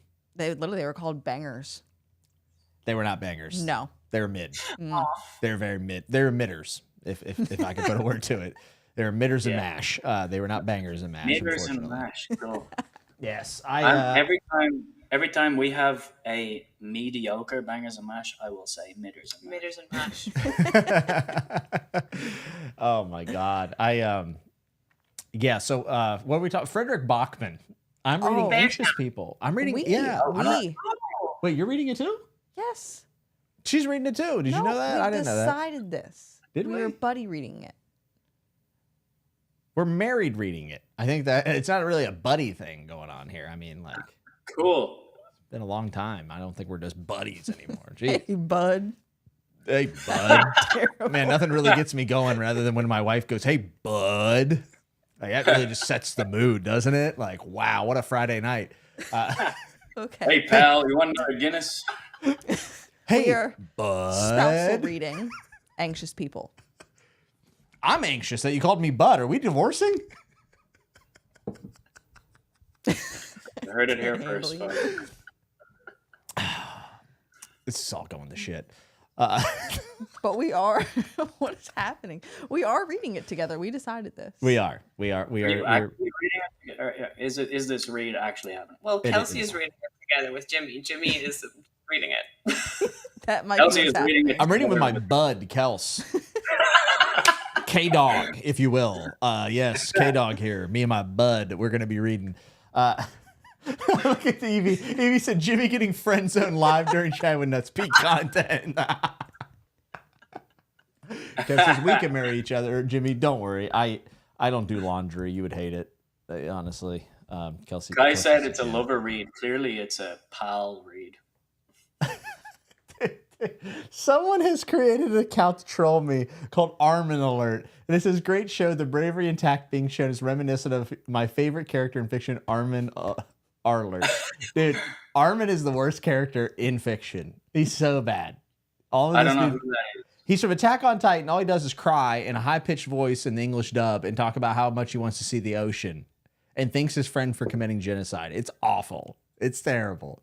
That is ridiculous. Dude, the fact that someone made that account is hilarious. It's Mitch. I guarantee it's Mitch. If I had to guess, it's Mitch. There's no way. It's Mitch. Mitch says, There's Jimmy, Mitch. Kelsey, is it true certain booktubers have been trying to sip in the DMs?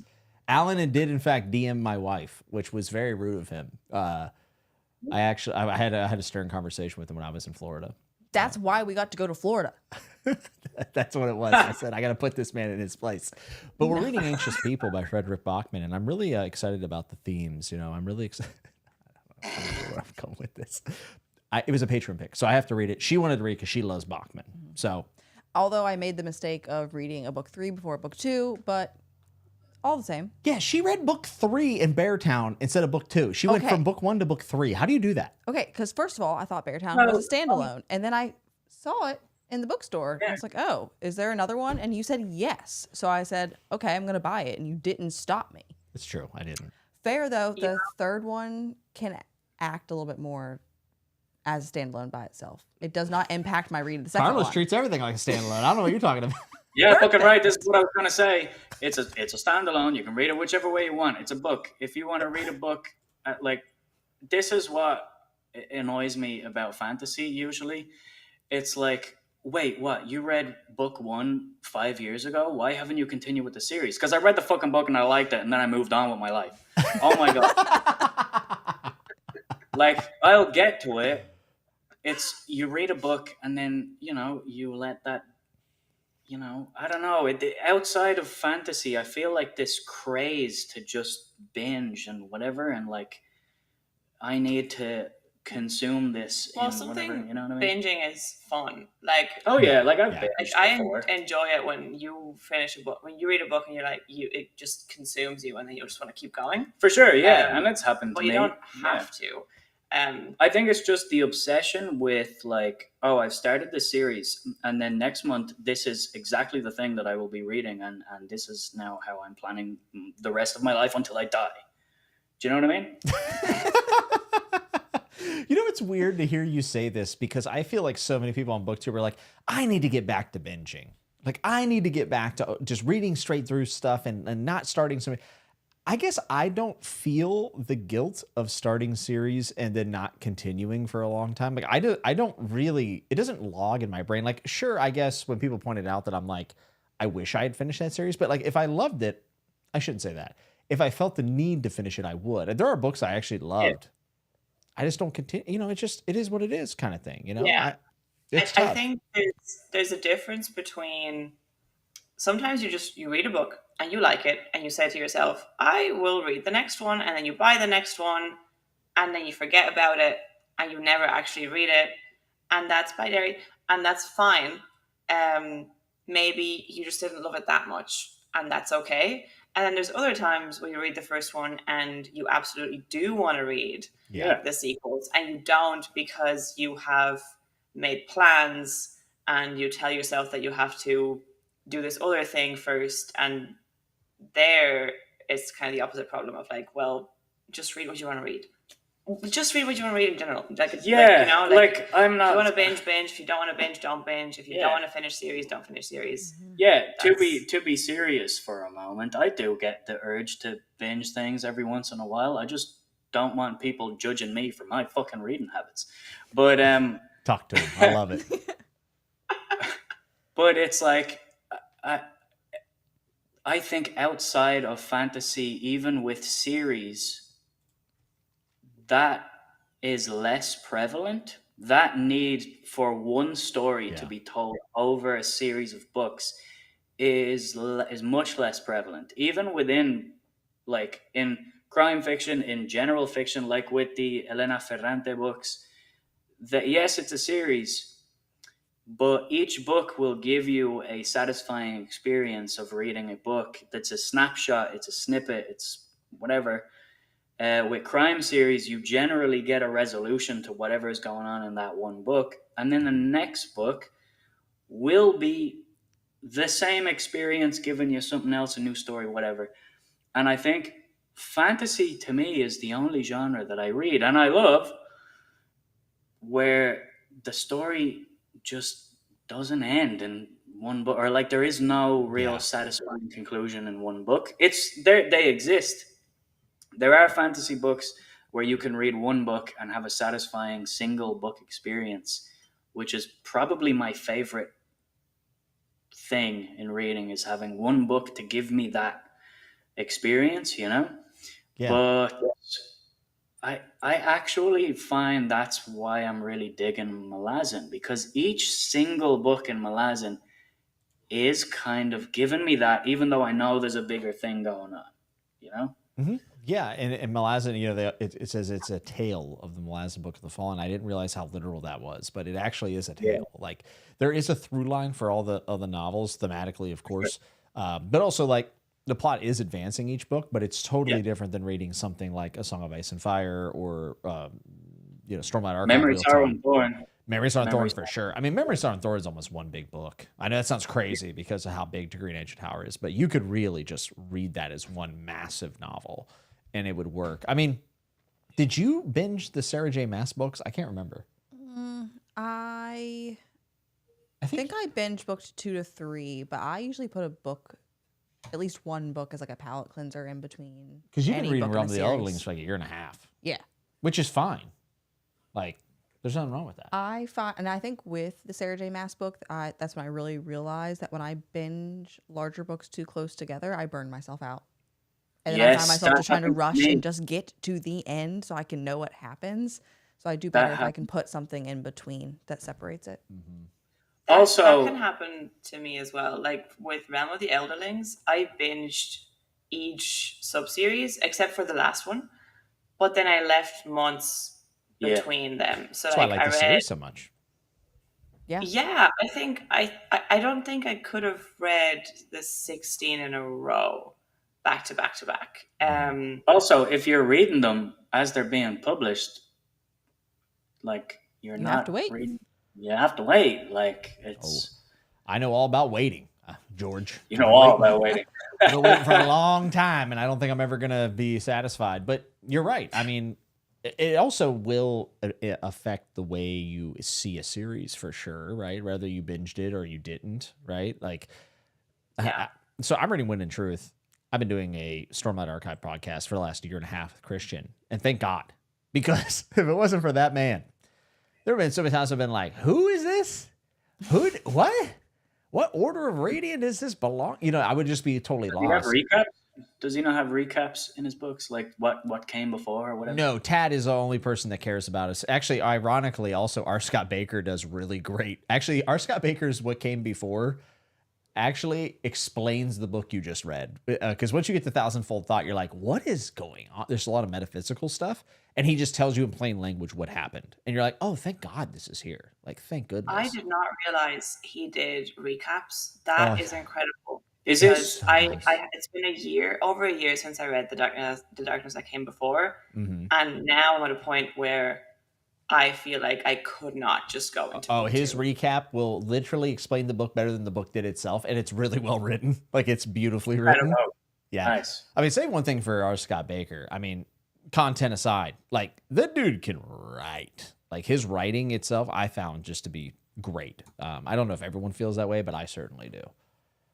I mean, the half of the book that I read before taking a break was unbelievable. Yeah. Yeah, it's almost, I would say it has like a biblical presence to it almost. Like you're reading an ancient text, which Malazan also does very, very well. And I like that stuff. Very, very, very, very good. Dark One Steak says, finally, second apocalypse chat. there's only like 5 of them on YouTube. But Tad does do recaps, which I love. I was just about to go back to Beartown because I didn't actually answer your question. Yeah, about I'm reading sorry. this. I'm railroading. We went way off Oh, the rails God, there. yeah. Wow. Shouldn't have called me bud. But basically, I wasn't committing to reading all 3, but when I reached the end, I realized that I care enough about all of the characters that I want to keep going and know what they're up to. And I think there's a time jump, if I'm not mistaken, towards the second one. Is there? She can tell you about the third one. She doesn't know about the second one. The third one, there's definitely a time jump, but that's why you can read it and still read the second one, because it's Right? complete 'Cause it's a own snapshot. thing happening over here. I will You still know, read it second. I have an embarrassing story about reading stuff in the wrong order. I was a teenager, and I don't remember exactly how old I was, maybe like 14, 15, something like that. Like young enough that like the internet was not on my phone. And I Remember those days? I went to the bookstore with my dad in Germany to buy like, oh, let's read a new book in German. Let's get you reading in German, you know?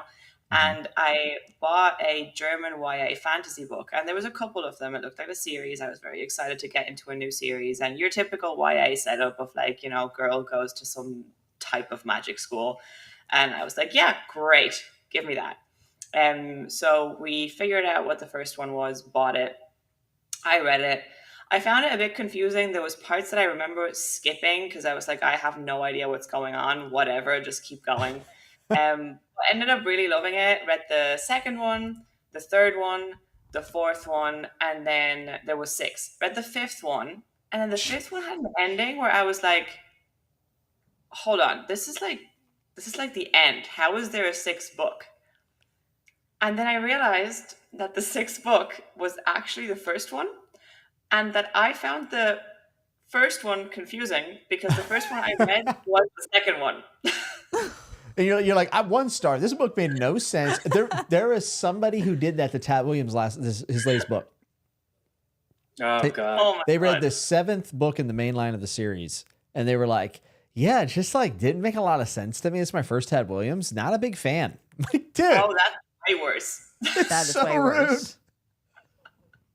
But like, it's only rude to me because like Tad has like very little readership comparatively to Memory Stone Throne for his sequels, and then you have someone who takes this latest release is like 1 star, kind of confused.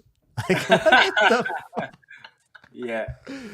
that is very funny that happened to you. I am impressed that you guys read in other languages. As a dumb American, I don't. I barely read in English. Do you guys still, like today, do you guys read a lot in German and Spanish? Yes, but not as much as Not we as would like much. to. It's just an accessibility thing because obviously we live in Ireland and then we can get books Right. in English. I do try to buy books in Spanish whenever we're in Spain, and Yeah. I recently bought a couple of books in German as well, just online. But it has to be like an extra effort. I try to read things in the original language when I For can sure. read the original language. I would not pick up a Spanish author in English. Like No. that doesn't make any sense. Yeah, because you can read it. Why wouldn't you just pick up the original? Yeah. But also, every time I go back to Spain, my grandmother just offloads a ton of books to me and says, like, well, you know, I'm not going to be around soon enough, so they're just going to end up on the, you know? Sounds And like I'm my like- parents. It does. My parents give me stuff from their attic every time I go back, and they're like, "Well, someone's got to take it." And I'm like, "What is this?" She's a proper, like, old Mediterranean lady who will, it feels like she's shouting at you. Everything is 100 miles an hour. It's just her regular voice. It's a regular voice, a regular speaking voice. And she'll just be walking around the apartment into different rooms, just like maintaining the same pitch because she's loud anyway. And then she'll come back to the living room and I'm standing there and a million words will have been said and she'll come back with a stack of books. And I go, I don't have any space. I brought a carry-on, like Jesus. And then she'll just be like, oh, you'll find space. She does this like, oh, you'll find space. It's a magic suitcase, apparently. Yeah, and then she's like, but you need to bring them back because, like, who knows what could happen? I won't be here, and then what will happen to the books? Okay. So, yeah, there's a ton of books over in another shelf that we have over there that is just crap from my mother's, like childhood home. Yeah. Anyway. I love that so much. I wish I could read in more languages. I know Vera just posted her Witcher plot from a Polish reader's perspective, and I've heard those books are so much better in Polish than they are. I've heard that, and sometimes it upsets me with certain books or authors that I can't read them in the original. Like, it genuinely upsets me that I will never be able to read Dostoevsky or Tolstoy in the original because I will never learn Russian, and like certainly not to the level to be able to read those books. And Especially Dostoevsky, Jesus. And I love them, and I would love to be able to appreciate them the way they were written, and it upsets me that I can't. Oh, it's funny that you mentioned The Witcher. The Witcher is so popular in Europe because all of the other translations are better. good. Yeah. Really? Like, damn. Yeah. The Witcher is ridiculously popular in Spain. So Wow. Yeah. I see so much hate for the series, and I know some of it comes from like stuff in the plot in the final book, I guess, but also like there's a lot of hate for it because of the translation. I just had such a good time with I only read the first collection of short stories. I like legit had a ball. Like, I love them so much so that I actually haven't read the other ones because I'm like, well, if they get worse, I don't want to ruin this experience. I've had such a good time with this. Like, but I would love to read the Polish version just because I've heard his writing's really good. But oh well. That's a series. This is another thing, right? Like, there's a lot of books that I would have read in translation as a teenager because I was living in Spain, so I could just get them in translation. And now, through BookTube especially, but also just living here in general, working in the bookshop, etc., we're exposed to a lot of books that are originally in English, more than I would have been growing up. So that's automatic, just what goes on the TBR. But with something like The Witcher, we bought, when they started coming out with these new hardback illustrated editions. Is that the one that you have? Yes, they look so nice. They look so Yeah. good. And we bought the first one and then we considered buying all of them just because they look so nice. But I actually think I might give the first one a go in English just because we have it in that edition and that's the one that we have and it's gorgeous. But I might actually give it a go in Spanish or German. Just, I think you I know, well, I can't read the German, but I might give The Witcher a go in Spanish because it might be good. my mother read it in Spanish. And she likes she it. really yeah? likes it. Yeah. Yeah. That's a great idea. This is a great question from Putrid, by the way. Are books translated into Gaelic in Ireland? Well, first things first, we don't call it Gaelic, it's Irish. Gaelic is not really a term that we say. It's complicated. So Gaelga, right? In Irish. Yeah, in Irish it's Gaelga, and Gaelic to me is Scots Gaelic. So if you say Gaelic in Ireland, it's Scots Gaelic because Scots Gaelic is derived from Irish. Anyway, that doesn't matter. The short answer, only sometimes with really popular books, and it's usually a book that might be read in school if you're learning Irish. Or kids' books. Or kids' books, yeah. So it's originally written in Irish. Yeah, there's also like books that are written in Irish. Like we would have studied a couple of books. There's a book called Peg. It's about an old lady out west who has like 15 kids and 14 of them die of like tuberculosis and all this kind of stuff. Starvation. Yeah. Classic. Classic. Yeah. So yeah, we would read that in Irish, obviously, and a lot of kids in Ireland would become fluent in Irish at a young age, but you lose it when you hit secondary school because it's taught so terribly. But yeah, you can buy like Harry Potter books in Irish. They're translated. And the translation Game of Thrones was as well. Yes, yeah. The really popular ones, like really popular titles, you might find a translation. The Harry Potter one is really good. I read The Philosopher's Stone in Irish in school. It's really good. Or as we know it, the Sorcerer's Stone. Yes. Oh, for Americans who don't know what a philosopher is. Yeah. What? I know this is probably like common knowledge for all the Potter heads out there, but like, why did they switch it? I don't get it. It's generally because of that.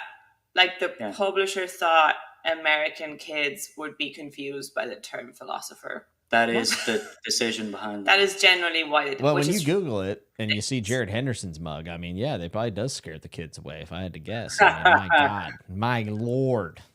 It's just the cover of Philosopher's Stone in the US is just Jared's face, serious face, with minimalist background and one word. We can't pay attention anymore.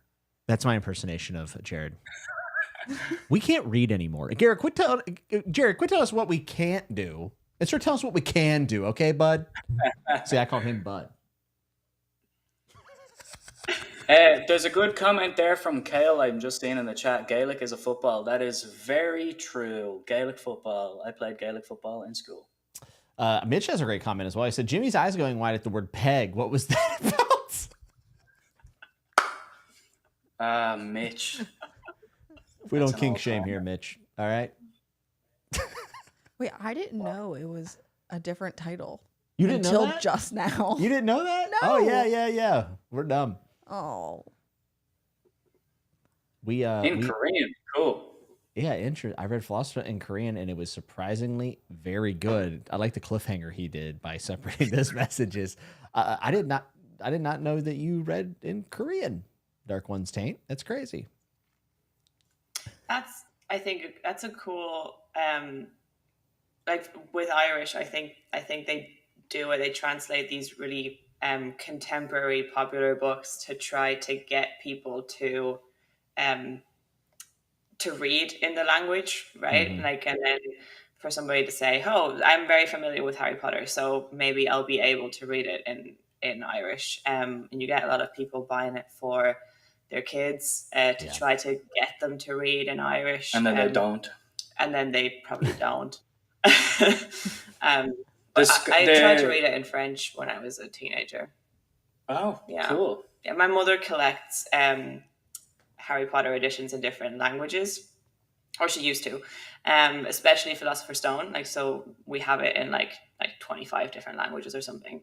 And one of them was French, and I have tried to learn French like 3 different times in my life to varying degrees of success or failure. And one of those times I attempted to read Philosopher's Stone. I didn't get very far. First time I met her ma, I bought her Philosopher's Stone in Irish. Interesting. I wonder how Harry Potter reads in other language. Obviously, Korean apparently is super great. The Spanish translation is horrible. Like, It's not good. so bad. I used to have a blog. This is, oh my God, I cannot believe I actually. Oh, let's go. Lord drop. I used to have a blog where I corrected translation mistakes This is true. for Half-Blood Prince. Yeah. And every week, Specifically that book. Specifically that book. And it was. It's the nerdiest thing I've ever heard. I love it. It's the hottest love fucking it. thing on the internet, Jimmy. That's so awesome. I would upload every week or every other week. I would upload a chapter, and what I would do was I would get my mother to read me the chapter out loud in Spanish, and as she was reading it in Spanish, I had the book in English, and I would stop her every time I found a discrepancy, and then we'd make a note of it, and then I would upload the corrections and my suggestions of how I would have translated it onto this blog. Yeah, it is not accessible anymore for anybody wondering. I was about to do the deep dive. If there's anyone who find it, it'd be her. She is the best sleuth of all time. It's impressive, honestly. Fantasy Fanatic said, I'm a French speaker and Harry Potter translation is very good. So Nice. must be better than the Spanish one that Yolanda took a holy war again. I mean, really righteous in your pursuit of the Half-Blood Prince translation. Yeah. I love that. That's tremendous.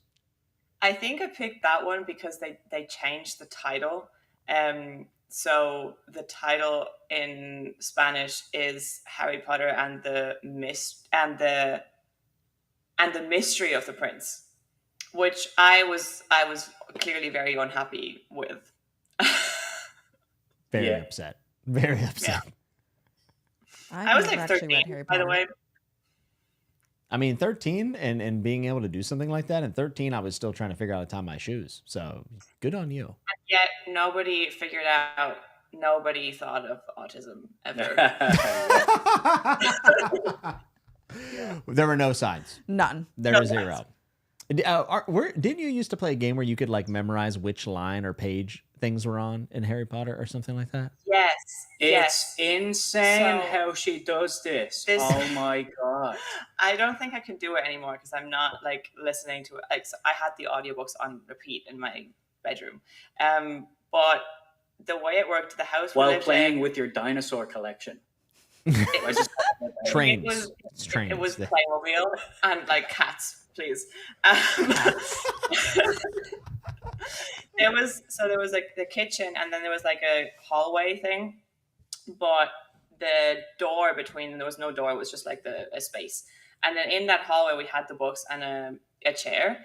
So my mother and I would like swap. One of us would sit in the kitchen and the other one would sit in the hallway and pick one of the books at random. The one in the kitchen would not see which book. It was one of the Harry Potter books. And then open it at a random spot and read like maybe 2 or 3 lines. And then the one in the kitchen would guess what book, what chapter, which chapter title, and what situation, like in general, was going on. Wild. That is like Who Wants to Be a Millionaire type shit. I mean, that is impressive. My parents, there used to be a program on German TV called Wetten das, which translates to let's bet, basically, or let's bet that. And people submit a bet. So they say, I bet that I can do XYZ, something impressive, right? And then they have celebrity guests, and then they go on and they say, I bet that I can climb this thing in like 30 seconds, whatever, I don't know. And then they get the celebrity guest to say, do you bet against them or not, right? Do you think they can do it? And then they go ahead and they try to do the thing that they say they can do. And there's always a kids segment where there's a child that has a bet, and it's something like Kitty. And my parents submitted me to this saying she can guess any part of Harry Potter, and they replied, like they got back to us and they were As like, they should no, have. Absolutely. they were like, this is really interesting, but like, no, whatever, which I'm grateful, because I am so. Can you imagine if there was a clip of me on TV going like, yeah, I can guess any paragraph in any chapter in Harry Potter? Jesus Christ. It would have been amazing. Amazing. I'm sad this didn't happen. Yeah, honestly. We should get you on a show now. I think now would be the time. Let's do it. Yeah.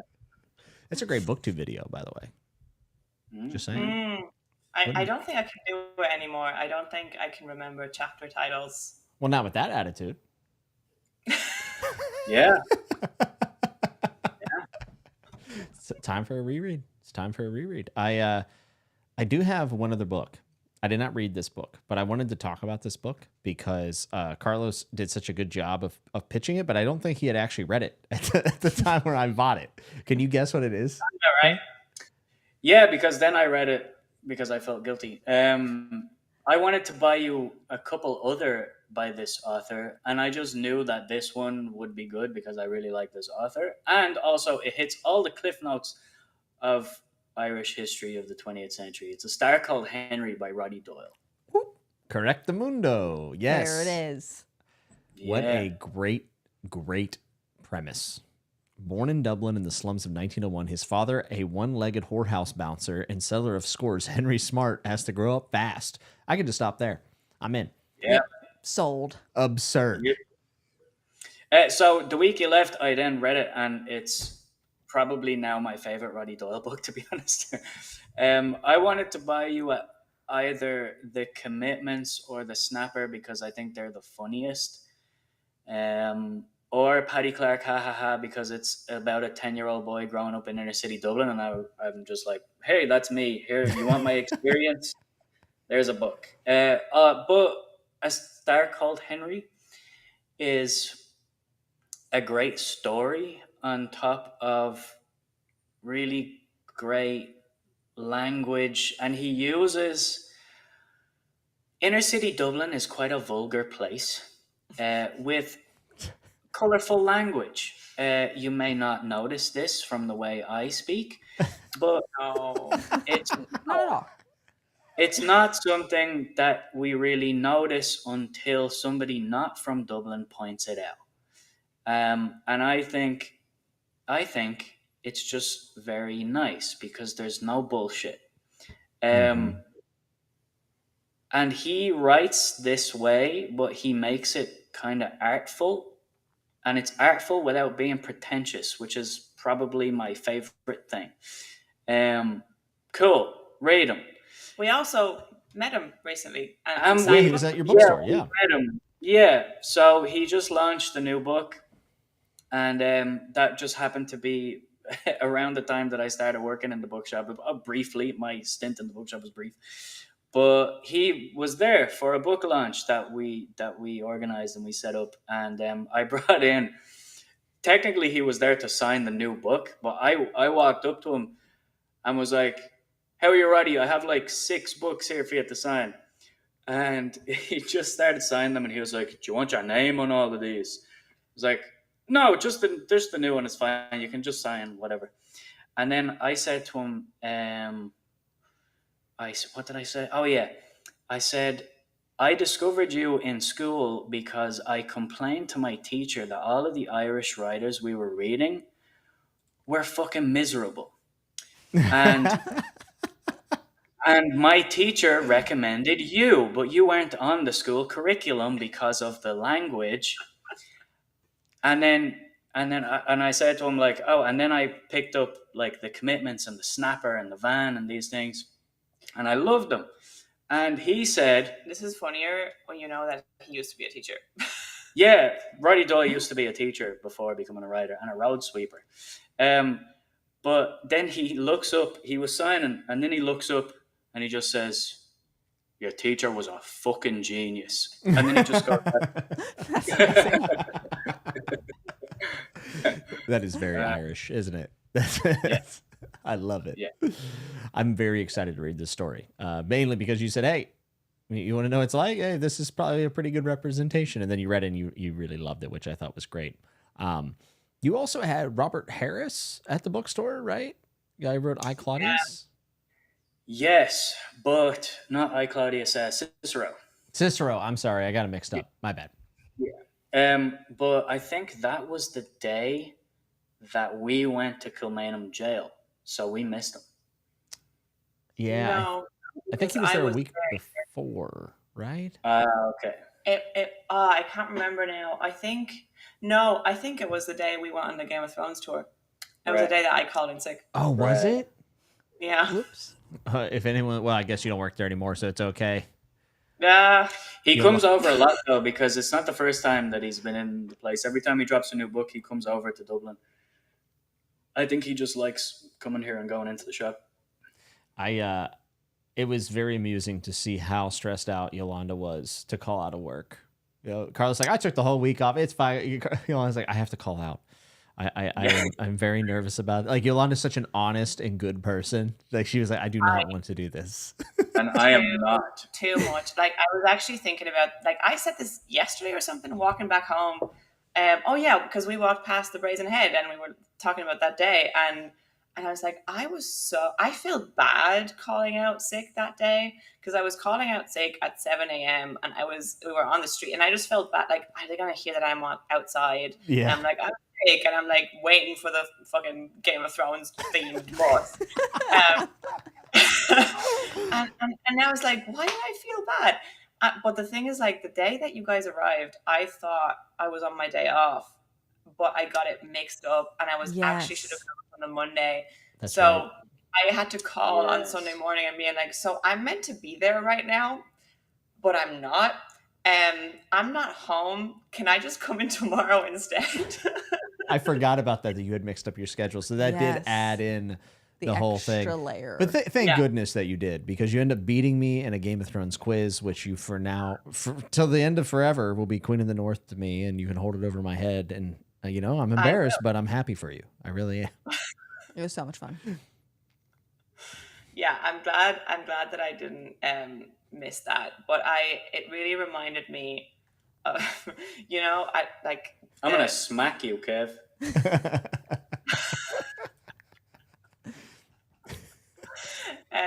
The scene in Friends where Phoebe, I think it's when Ross and Rachel are breaking up and they're all stuck in the bedroom, and Phoebe calls and she's like, somebody's going to have to take my 5:15 because it's 5:30 and I'm not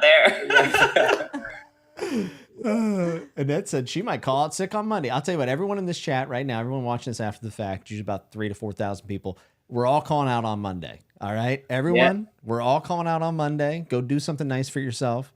Go buy a book. That includes you. You got to call it on Monday. Okay. We're all going to do something, and we're all going to think of StoryToob when we do it. We're going to think, this one's for Yolanda. Yes. These are initiatives that I would condone. Because technically I'm supposed to go into the office on Monday, but I have decided that I will not be doing this. And I will just be messaging in on my work phone going, yeah, totally here, guys. And then I'm not going to be there. I love that. So I love that. I grant you all permission to do this. Perhaps maybe get some breakfast at Two Pups, maybe. Fantastic breakfast spot in Dublin, by the way, for folks. If we love that place so much. We talk about it all the time. We actually make a breakfast very similar to what they did. It's not the same, but I try. Yes. Ishin says Jimmy's starting a nonviolent revolution. We can get violent if you want. No, I'm kidding. I'm kidding. I forgot I'm on the internet. I can't say that. I'm kidding. Am I? I have no problem with that. Ginny. Down with the rich. No, I'm just kidding. There was also another book that we got you, right? That you actually read, and it was on one of your wrap-ups, I believe. Yes. Which one? Tana French. Oh, dude, banger. Absolute banger. And here's the problem. I want to read the next one but I can't because I have to get the one that matches the one from Ireland. So I need you to bring I it. can bring it. I can bring it over. Yeah. The Hunter I think is what it's called. I need you to bring me the Hunter. I will reimburse you. I don't want to order it. We get this tariff thing going on. It's going to be a mess.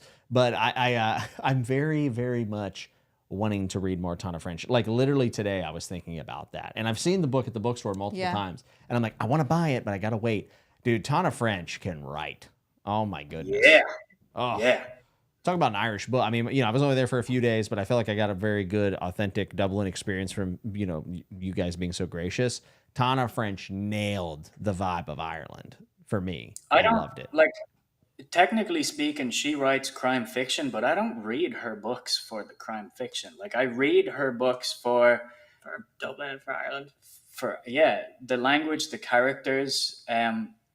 She has such a great ear for regional dialogue, and how she paces her writing depending on where it's set, even within Ireland, is amazing. Like, I got you The Searcher, and The Searcher is her like ode to westerns, but it's set in the west of Ireland, which good.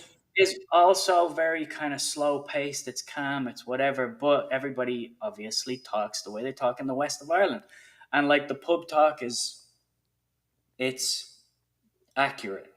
But I am currently reading the last book in her Dublin Murder Squad. Yeah.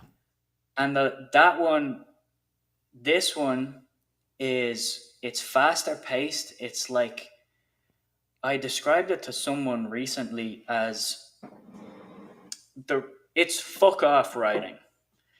I can't explain it any other way. It's like, this writing is so good, it's so snappy, but it is telling you to fuck off. And it's so inner city Dublin. And this one is, funnily enough, actually set in our area. Like, it's in our little place, which is just adding another level to the book for me, because they're talking about, it's two cops getting in a car and like, oh, we have to cross the Liffey now, and they cross over the Liffey and they're going into this place. I'm not going to dox myself on the internet, but like, they name the neighborhood and I'm like, holy shit. Great advertising for my neighborhood that there's a murder that needs to be solved in it. But anyway, the writing in it is different to The Searcher. Like, she picks up the pace. It's snappier. The sentences are shorter. It's more clipped. People are just not angry, but it's like, I don't know, compare a movie set in Boston to a movie set in Texas. Gotcha. Yeah, it makes sense. Same thing. You enjoyed her so much, it made me want to read her, but I kind of want to read that one. Oh, I'm going to read everything she's ever written. I mean, she it just went down so easy. I thought it was very real. And honestly, it did feel Irish, and at least from my experience, and I miss Ireland. So it's like a great way of popping in. Yeah. Yeah. Mitch has a comment for you. He said, my favorite part of every StoryToob crime thriller review is when they sign off saying, and remember, when you do the crime, you do the time. Oh my God, I need to start doing that. Putrid thinks maybe a more hard-boiled style of writing. That might be right. Hard-boiled's a good way to put it. Yeah, I should have thought of that. Yeah. Cheers. Maybe you should have a booktube channel. Hard-boiled. That is actually a thing, isn't it? Yeah. Mm-hmm. I personally, I love the way you talk about books, Carlos, and Yolanda as well. I think you guys are two of my favorite people in the world. And I love the way that you guys talk about books. And Yolanda, she doesn't really flaunt it, but I mean, she has some education in literature. I mean, you're legit. You have all the credentials. It's like Gavin last week. I talked to Gavin. He's like, oh yeah, I got this degree and I went to school. I'm like, so many people are so much better educated than I am. And I'm like, I always feel almost insecure around it. But like you genuinely have like done the work. Like you've put in the work. You understand what you're reading. I mean, let me tell you, Jimmy, my degree was a joke. So don't feel like less or are less qualified than me. I jest, but not fully. Like, Lack of education does not equate to lack of intelligence, James. Yeah, yes, I or agree. knowledge. Yeah. Because you can educate yourself. But yeah, so my degree, I have a bachelor's in comparative literature and art history, and a master's in creative writing. And my bachelor's, Would you like a whiskey? sure, yeah, Nice. yeah, okay. That, I do have a PhD in thugonomics, by the way. Issue. I'm gonna lean so you can see Bilbo. We love Bilbo. We stand Bilbo. He is so scared of everything, but we love him.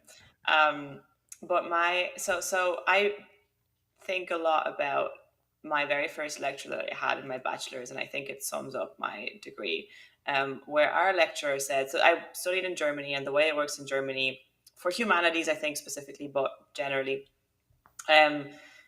you get they call it Regelstudienzeit, and that just means the normal time to finish this degree. It's an indication. So they tell you generally that's 6 semesters, so 3 years for a regular bachelor's degree.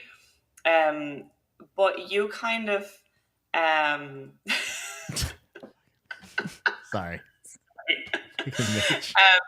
but you choose yourself what kind of seminars you want to do in each module, and you create your own schedule, and based on that you decide how long you want to study.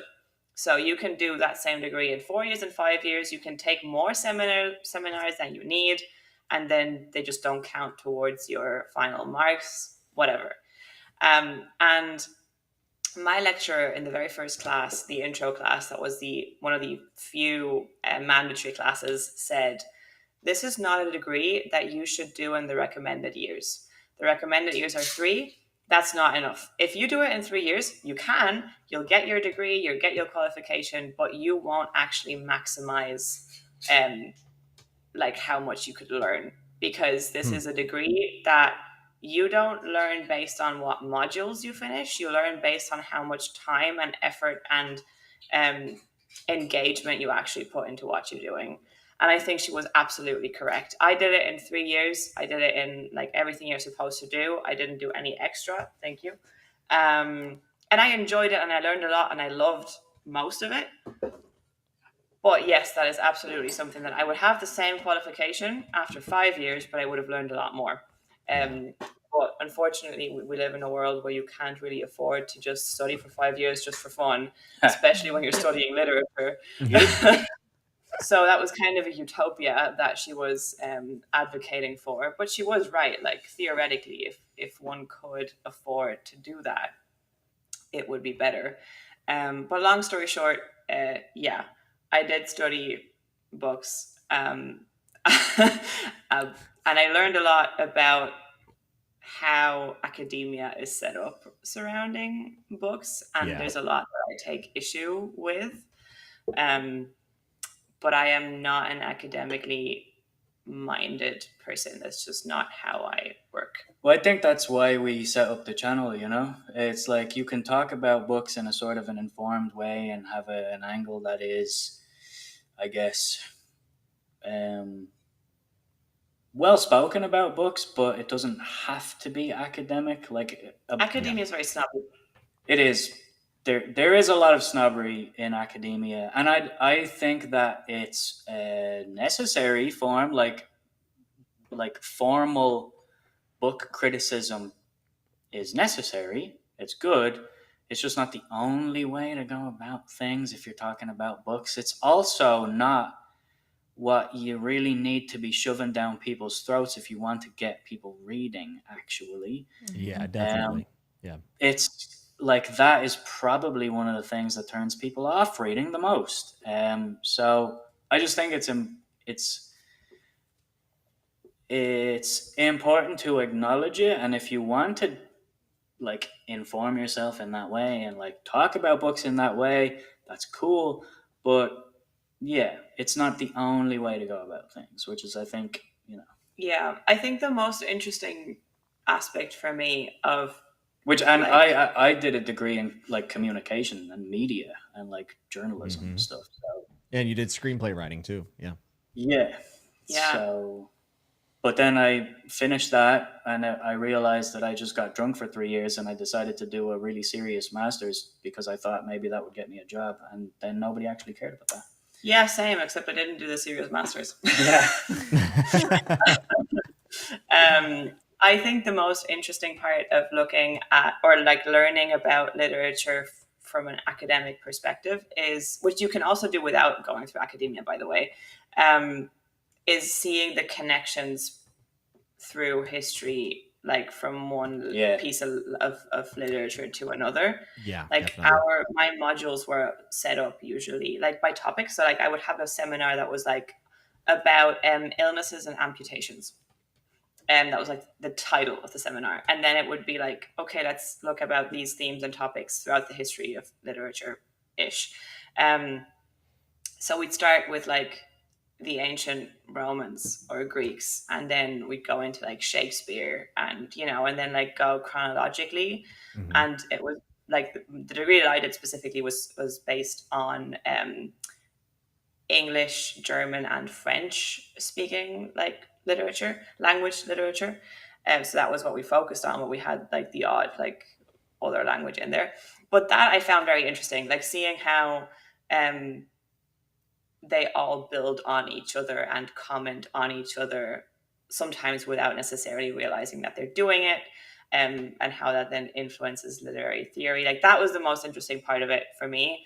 But I learned like zero actual literary history. Like that was all up to us to research if we wanted to or not. It was very, very, very narrowly focused on the text.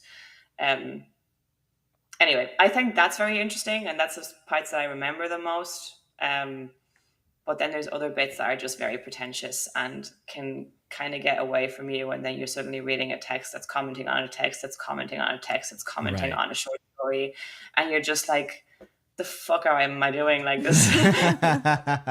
Well, this was a response. Sometimes it's just okay to read a book because you enjoy it. Yeah. Number one. I feel like I'm getting And back to honestly, like for me, like we're in a space of booktube that is very like genre oriented, obviously, and it's towards a specific genre, a genre that I love a lot. But my reading taste is just sort of more so whatever I'm in the mood for in the moment, I'll go to a book because, hey, I'm in the mood for this kind of thing. But the best writers give me something that I'm not expecting while giving me something that I want. Mm-hmm. Do you know what I mean? Yeah. So like they give you what you want, but then they also give you something slightly unexpected. And then good writers give you what you want, because you go to a book, you're like, oh, I want this to have dragons in it. Cool. This was fun. It had dragons in it and it was competently written. Good writer. Great. My favorite writers will do that and then just do something a little more that you can't really explain in words. Yeah, that's what Tad Williams said. He said, you know, like there are going to be books that are about dragons on the cover and people buy that because there's dragons on the cover, and that's awesome. But like the best of any genre bubbles up beyond it. And like the difference between, you know, Pynchon and a Tolkien is not, there's not this great cavernous hole between them, you know, and that the like you said, they're doing a lot more than what they're confined to in a genre. And that's kind of what makes it better. And then you can learn and you can grow from. Last time you were on, you know, you talked about how your mom had read something and kind of gotten some from it. And I think that is like where people connect with books. And I'm all for like literary criticism. I mean, I read a lot about Harold Bloom and his whole theories of criticism and other stuff too. But the thing that we have to remember is that like the first and foremost, we have to make it somewhat entertaining and fun to get something out of reading, because people are reading less than ever and more people are illiterate than you could ever even imagine. And unfortunately, as far as, you know, really in-depth criticism goes, if people do not read, then books aren't written. And if books are written, then you can never do that literary criticism in the first place. You know, that is important. That does have a place. But first and foremost, we just have to get people in the door. And starting out by telling people that they're dumb for reading a certain type of thing is just really shooting yourself in the foot in a multitude of ways, because someone could start out reading whatever it might be. You know, we could say Percy Jackson and then end up writing the next Great Gatsby. Like that could be the person that writes that, you know, and that is important to remember. Also, literary snobs need Sarah J. Maas more than they ever did before. Really. Mm-hmm. Because, like, who the fuck is keeping people reading right now, you know? Oh, yeah. Absolutely. But I mean, it's huge. Yeah, I could not agree more with what you just said. Like, I think there is a place for like academia and literary criticism, but there's a danger of it being very exclusionary of regular readers and people that just read casually. And there's a danger with like what we're doing, right? Like we have channels dedicated to books, and I think there's a danger when we say things like, oh, I only read 6 books last month, you know, and that people will watch that and say, oh, I read half a book, I suck. And like that's ridiculous, right? Like it's not a competition, first of all. Right. And if you don't read a book for 2 years and then you pick one back up, that's fine. It's okay, Carlos. It's okay. What y'all talking about? I can't read. Well, I mean, because I feel like I am very much outside of the booktube world. I don't read a lot of reviews. I'm strictly here reading for fun at this point, and it's gave me a completely different experience. Like, I don't even go on Goodreads and read reviews. Nor should you. Nope. She brought up a thing. She goes, oh, this book's really highly rated on Goodreads. I said, that means literally nothing. I was like, it means nothing. I was just saying the other day, like, I didn't really use Goodreads for the longest time, and then I think maybe it was like lockdown hit or something. Lockdown. And then we just started checking Goodreads, like, oh, it's a good way to track what you've read, like, what, blah, blah, blah. But since starting, like, a booktube channel, and then people, like, you know... I wouldn't even say since starting it, since, like, discovering booktube and, like, consuming a lot of booktube and being in that sphere of people talking about books in a certain way. The language and you gave this 5 stars, but you gave that 3 stars, but you like the 3-star more. Why is that? And I'm like, I don't know. Fuck off. That's why I stopped rating stuff on Goodreads. Yeah. I just stopped rating it because I was like, you know what? I don't really care. I just don't care. I just use it to track the books I read this year. Yeah, it's good for tracking, yeah. Yeah, but I think like what I was saying earlier about like struggling to read the second half of the year and of like struggling to stick to what I was reading. Like I've read a lot of words. I think this year I have DNF'd more than I have ever DNF'd.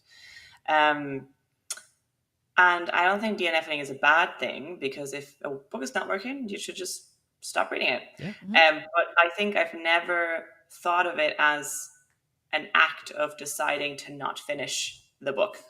I would just be reading, and then if it wasn't working for me, I would pick up something else, and then suddenly I would realize that I wasn't reading that other thing anymore. It's never something I thought about. And I think now I see DNFs more as failures in terms of, oh, this book didn't do it for me. Oh no, what, you know? And I think I was happier and enjoyed my reading more when I was not aware of public discourse. Now, that does not mean that I don't like BookTube or I regret being on BookTube or anything like that. There's a ton of great things that come from BookTube. I just think one needs to find a balance between being in a community where you're talking about books a lot, and like obviously you can't avoid like certain terms being used and like being in the discourse. DNF. But you need to learn to balance it with what is working for you or not working for you, and just finding joy in what you're reading. Yeah. And being a little bit more aware of why you're reading the way you're reading. Yeah. The issue as well is sometimes if, you know, like there are so many good things about this online community, and I think it's probably the best online community I've ever been a part of, because I've been in some really shit online communities. Um, I think if you can be aware of it and yet still subconsciously fall into some traps that then affect your enjoyment of whatever it is you're doing. And I think it's just sort of recognizing that it's happening and then just like pulling back a little bit, like, hey, maybe I might delete my Goodreads, or some, whatever. We've considered it. I actually wanted to ask you guys, especially from a booktube versus not booktube perspective, but both of you read quite broadly, and will just read like whatever you feel like reading and enjoy whatever you enjoy, regardless of it being a specific genre or whatever. Do you how do you think of picking books? Do you consider like, oh, this is different from the other thing that I read? Does that influence your decision? Do you think about it consciously of what you're picking up, or do you think about it in terms of like your mood, or do you just drift to the thing and not give it a lot of thought? Drift. How do you feel? I probably drift a little bit, but I do think I try to go almost in the opposite direction of whatever I just read. So if I'm reading something very it's Robin Hobb or George R. R. Martin, I will instantly go the full other direction and pick up Book Lovers on the rom-com side. And so I feel like I end up trying to go completely separate. I don't love reading books that are similar in nature to each other back to back, because I'm worried I will compare them against each other and not enjoy them for just what they are. So my style of picking is usually how different is it from what I just read. I think that's actually huge for me, and I think it's a sort of a problem in whenever you are in a certain circle and you stay in that circle, because I do believe that if you are a reader, you should try to read somewhat broadly, or like read a little bit outside of your wheelhouse. Like, you can stick inside your wheelhouse and read the things you like, of course you can, but every once in a while it's good to just get a fresh perspective, because I see quite often, and this is true for like literary academics who will only read stuff that is considered academically worthy, that they're snobby towards a certain thing and they don't see the value in that thing and what that is trying to do. And it happens even within genre. It happens with crime fiction readers that really don't like anything fantastical because it's not gritty and realistic. It's not realistic. Damn it. I'm like, oh my God, get over yourself. And it happens with readers of like,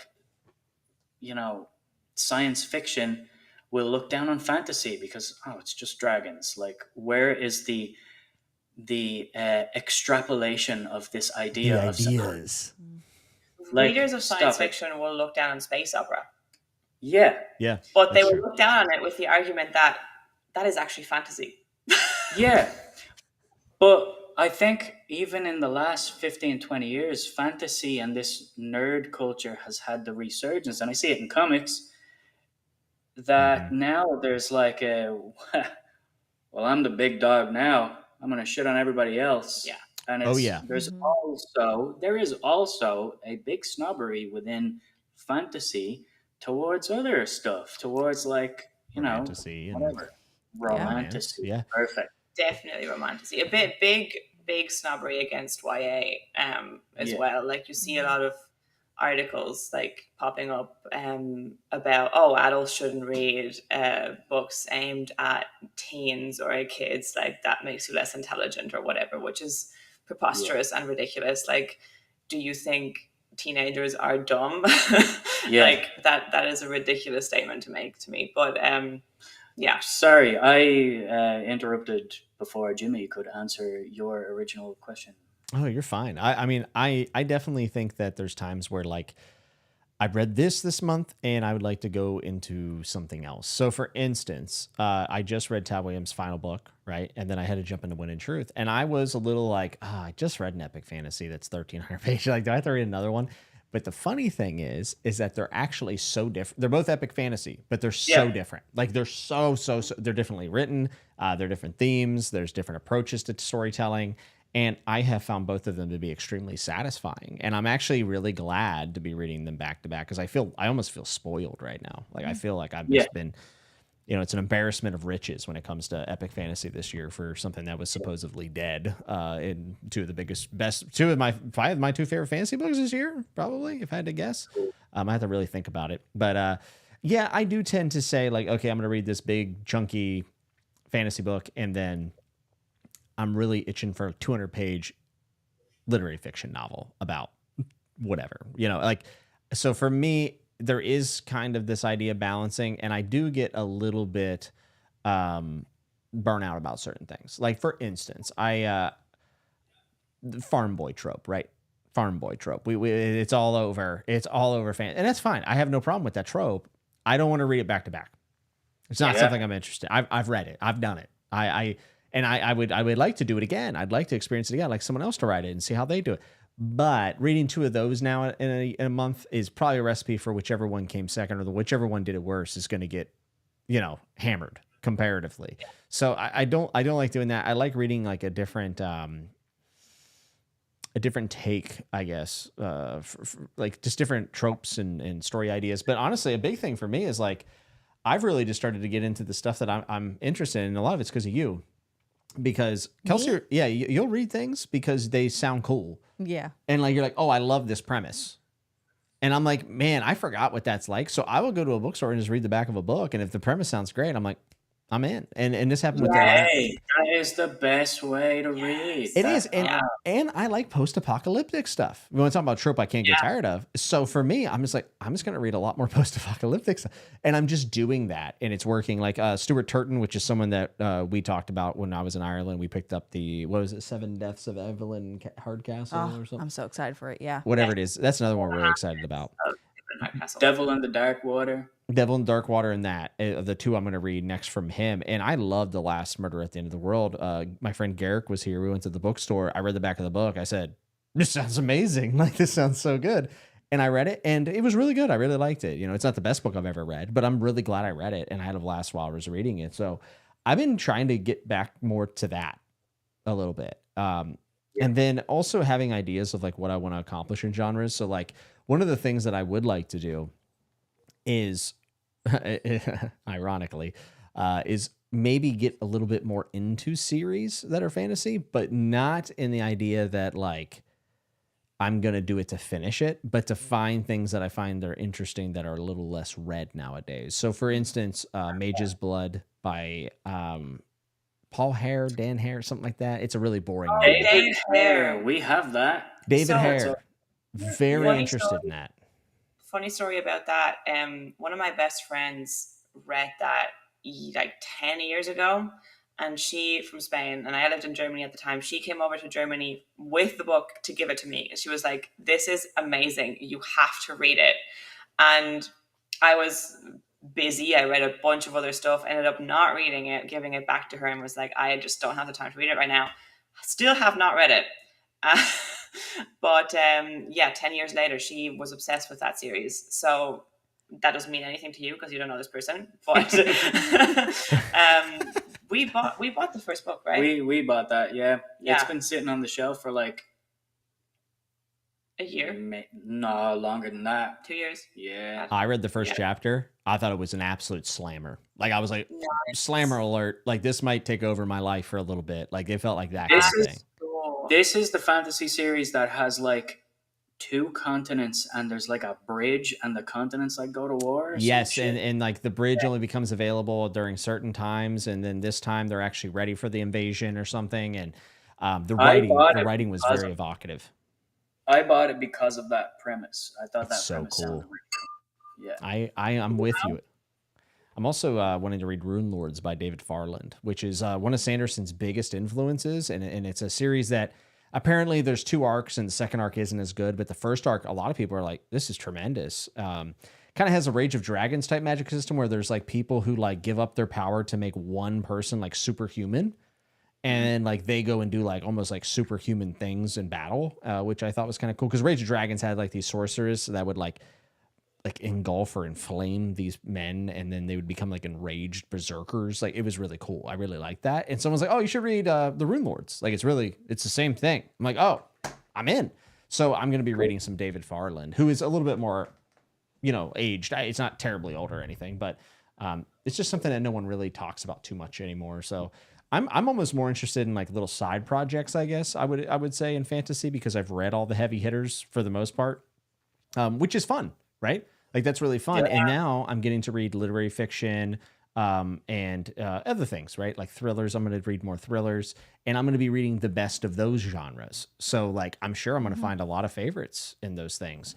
Fantasy is more of a crapshoot now because I'm getting into the weeds. I'm very much in the weeds now, which is really fun. That's fun though.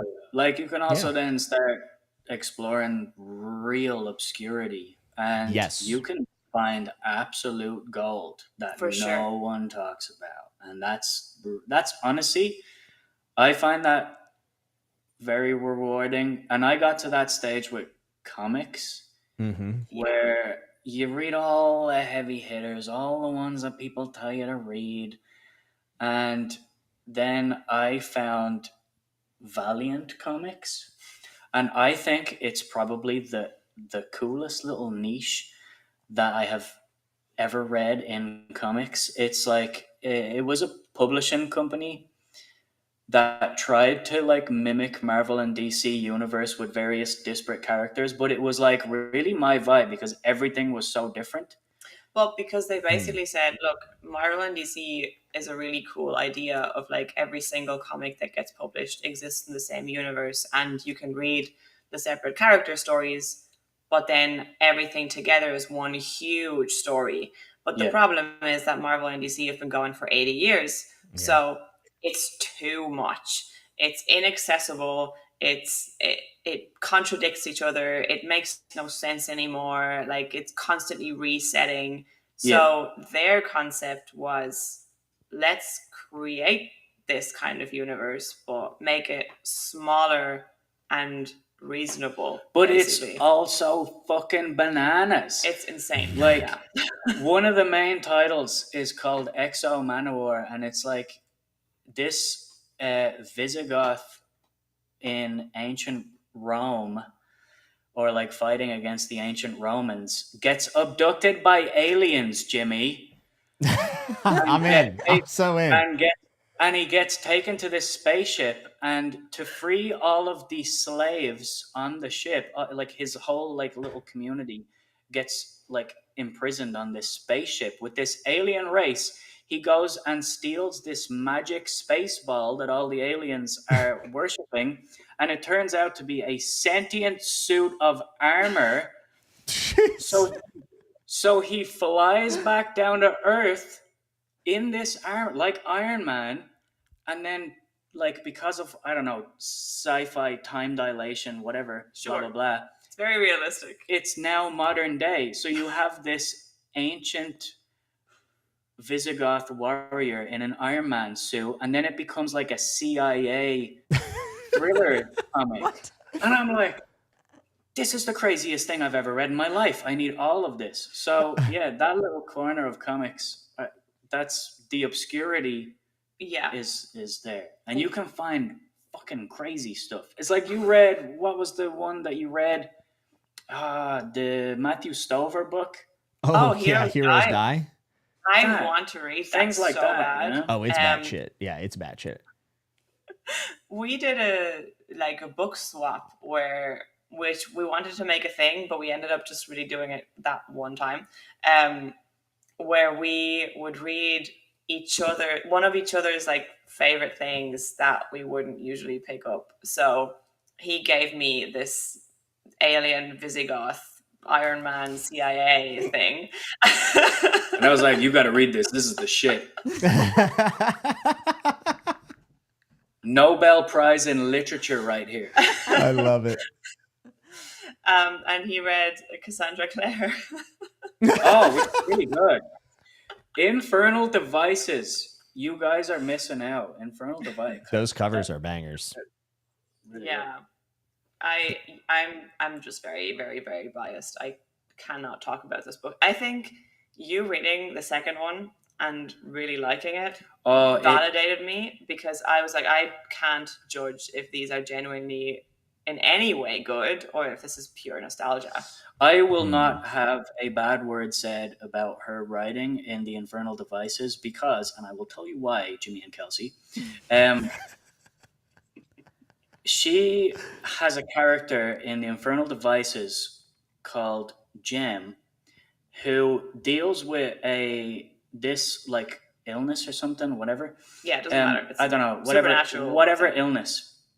And he talks about this illness in a way that when I was very small, I had a heart problem. And I was in and out of hospital a hell of a lot when I was like 5, 6, 7.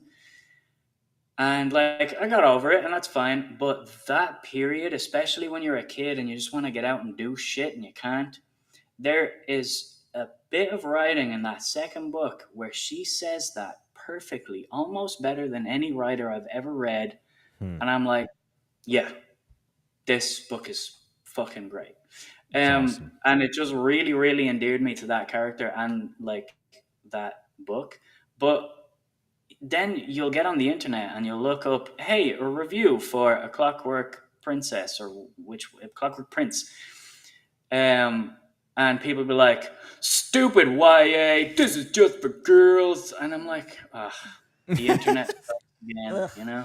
Riveting discourse. Yeah. Riveting. Yeah. I feel like you might be a good candidate for Wildcards. George used to write it with a bunch of other authors. Now he just edits them. But like it's George's Marvel Universe, essentially. It's like superheroes written by Robin Hobb and Daniel Abraham and other people he's worked with over the years. And I've heard that the first like 4 or 5 of them are really, really, really good. Like our friend Joseph from Joseph. That's who I was going to bring up. Yep. Has been telling me to read this for quite a while now. Yeah. When he's not busy reading Glenn Cook books 6 times over, he is reading Wildcards. He also just released a Zelazny video, which I'm really excited to check out because I love Roger Zelazny. He started the Books of Amber after me and finished them before me, which is very rude. This happens to me with all my friends. Supposed to read The Expanse with my buddy Garrett. He just read all of them. I was like, okay, that's neat. I guess I'll stop just reading these. How many have you read? 3, and I loved all of them. I liked 1 and 2 more than 3, but I still liked 3 quite a bit. And I love the TV show. So I have read 6, so I've read 1. Only 1? I read 0. You should read them. They're good.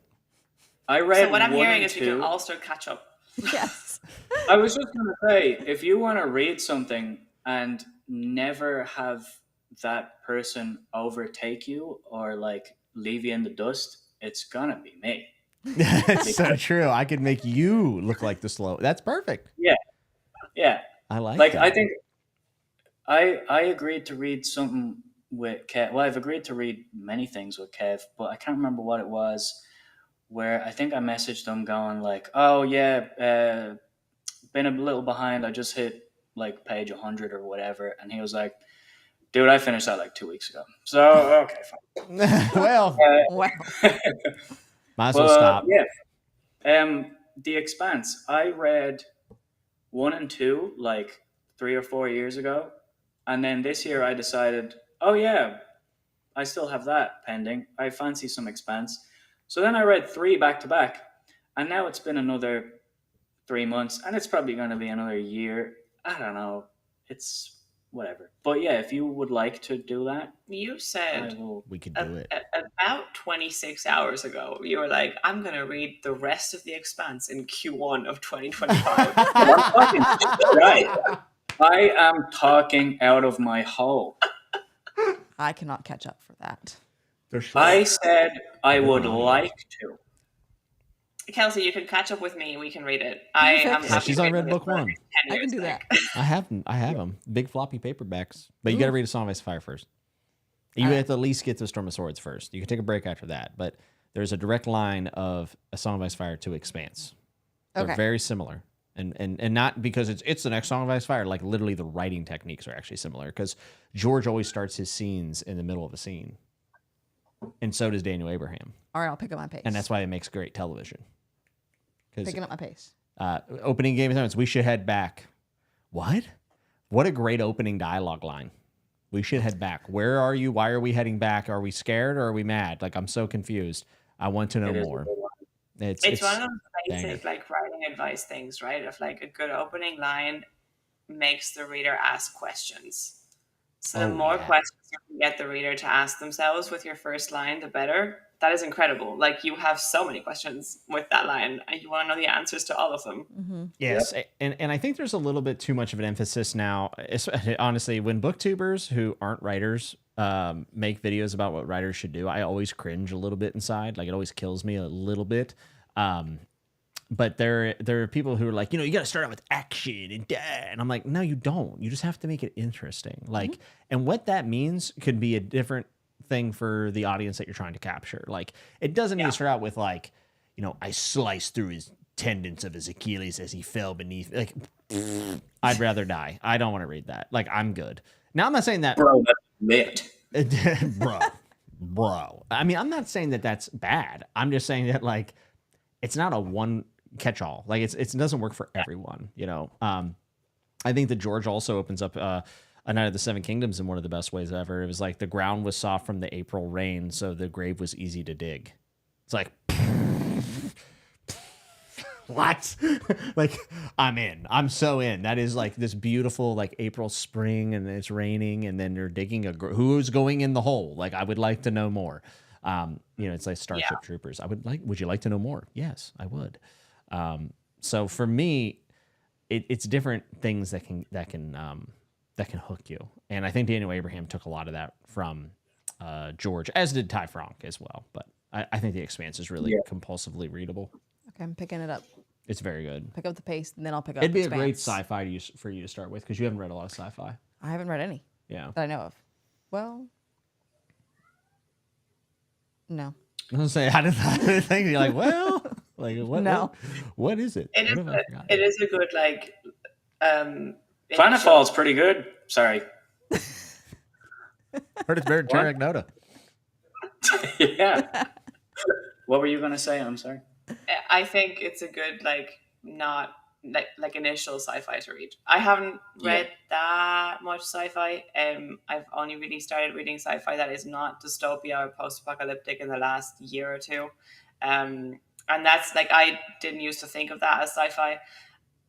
And I've started to read some space opera and some other stuff. And I think The Expanse and Red Rising, in two different ways, are both good initial sci-fi, because they're not like super hard on, technicalities, and they have good characters. Because I think, look, what I was often scared of with sci-fi was of the like excessive concept driven stories, or like not too much reliance on telling a good story and just being about like the ideas, which is fine.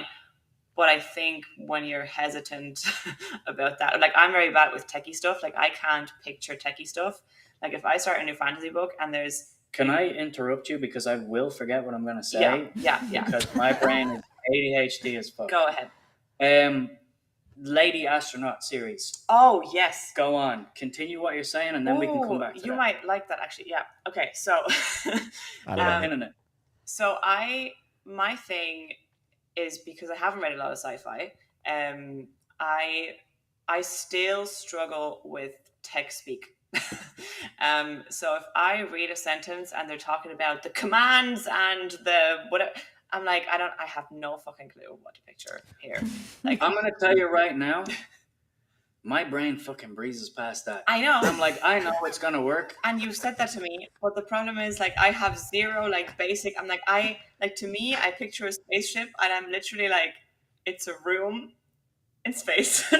Like, I don't know what to picture. That's what it is. It's a room in space. It's a flying boat. It's not.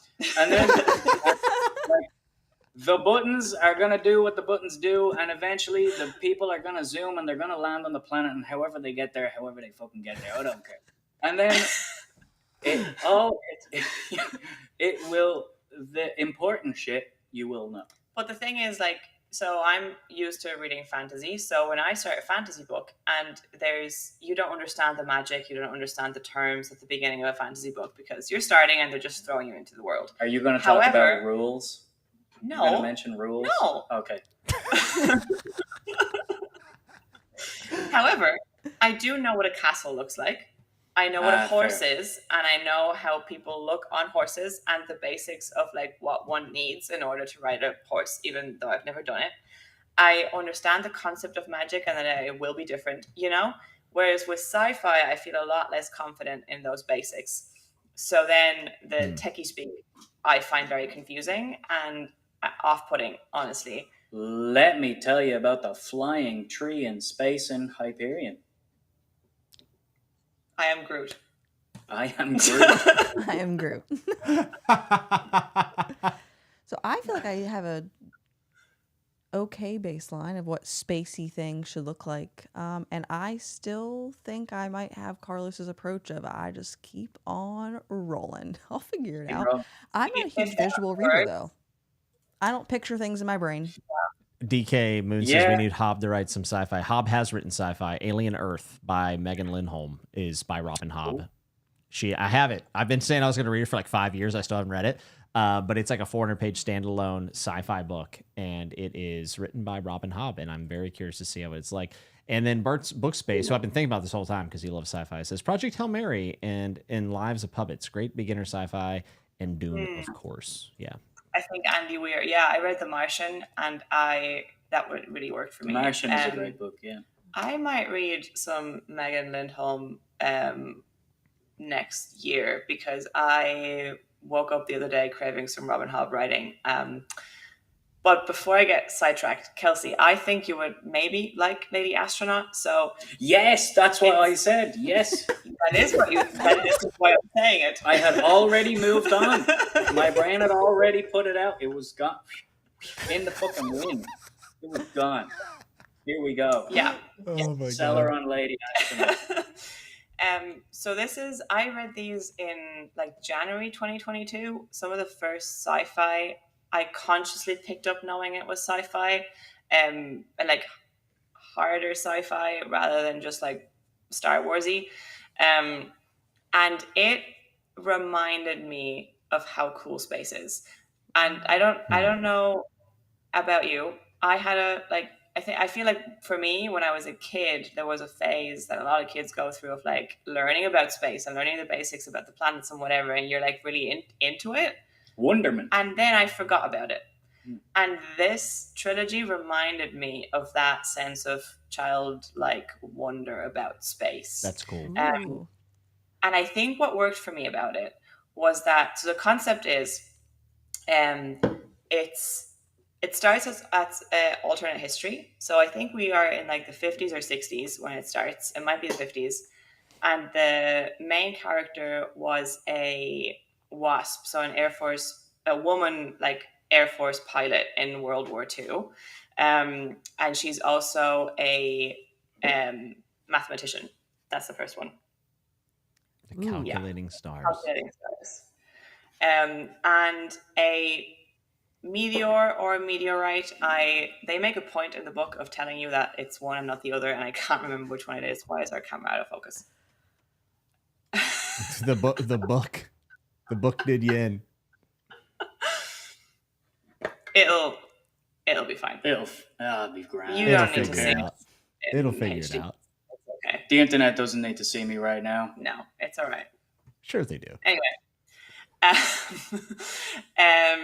so a meteorite hits the east coast of the US, I believe, and that basically triggers / accelerates climate change. And she is one of the leading scientists who figures this out and the repercussions. And essentially what this does is that the space race accelerates because they're like, well, actually Earth is not going to be habitable in 40 years. So we need to figure out how to get to space. And that's the premise of the trilogy. There we go. The first one is basically what I just described, and then the second one is later, like, you know, the evolution of that, and then the third one is parallel to the second one. So it's a different character, and because it's set up the way it is, it starts as if it was historical fiction of just us being in the 50s, and then eases you into the sci-fi because they're slowly developing the technology to get into space and build a base on the moon and that kind of thing. And then I didn't have that issue of not knowing what was going on or what to picture or what the terms meant. And I just got really excited about science. I was like, oh my God, maths are so cool. And she's a mathematician, so she becomes a computer, human computer. So one of the people checking the calculations basically for like space travel. And then eventually she becomes an astronaut, as the title of the series would indicate. But yeah, it got me really excited about space. It got me really excited about science. And I just thought it was so fun and so easily readable. Like, I read those so quickly because it's one of those books that you just keep turning the page. It's very easy to read. Can I tell you my favorite part of that book? Yeah. So in fiction and in drama and in movies and in TV shows, there's always a married couple. And this married couple always go through fucking problems because that's the only way to create tension on a show, to keep people watching. I complained about this last We week. just talked about this. I just complained about this last week. Every In the apocalyptic movie. In the Calculating Stars, she's obviously the main character. She has a husband that just is there and supports her, and they have a wonderful relationship, and he does not have to like overshadow her or whatever. And there's no fucking drama. There's no bullshit. Her husband is an engineer, so he's involved in... They just have a wonderfully calm, stable relationship in the book, and it's very nice to read. And they don't like, you know, there doesn't have to be any tension, doesn't have to be any crap. It's just very nice to read. Yeah. And also, there's a little bit of kink in it. Sold. Yeah. Mary Robinette Kowal, I think, has a foot thing going on. Oh. Hey, no kink shame. Yeah. Matter what it is. I don't get it, but Hey. No, this actually does sound really interesting, and at that point, Don't are let me sandals forget. porn? Sandals? Like if You you're mean into people feet? wearing sandals? Yeah. I mean, it's kind of nudity, right, in that situation. Like in that sense, right? Like, aren't sandals recontextualized? We're going down a road that is... Head Like back. basic- I will definitely read those. That Going down the sounds stinky stomper road. no extremely interesting. Put that on my list and don't forget it. All right. I'll try. Y'all said, "I ain't listening." Log in. Oh my God. That sounds so interesting. I think this might be one of the rare chatting with nuts where I've heard more books that I don't know about than I do. I feel like there's been a lot on there. So Ishan had a question, and this is the big question. Which series should be higher on Kelsey's TBR, The Calculating Stars or Planet Fall? Oh. You know, I would say Planetfall. I'm going to say something about Planetfall. I haven't read it, full disclosure. It sucks and it's stupid. And it's shite. It is superior. No. I have not read it yet. I will. It's been high on my TBR for like a year and a half. But I have not read it yet because from what you have told me about it, it's going to hit very close to home for me. Yes. And I am waiting for the right headspace. Yeah. Where I feel like I can read it without it giving me anxiety. Yes. Which I feel like it will anyway, because I think that's the intent of the book. Right. But with my year of reading about trauma that I have had, I think I should probably read some happier things. Give it a little what? Give it a little what? Yeah. A little break. Kelsey, read the Calculating Stars. Yeah. Got it. But I walk away from these having so many books that I want to read, and I read so slow. You don't read that slow. She read You do 21 not. books this year. I don't read the book slow. I just take forever. She read 21 books, and that's more than she's read in a long time. I'm still reading more. Yeah. You do not need to worry about the speed that you read That's right. things.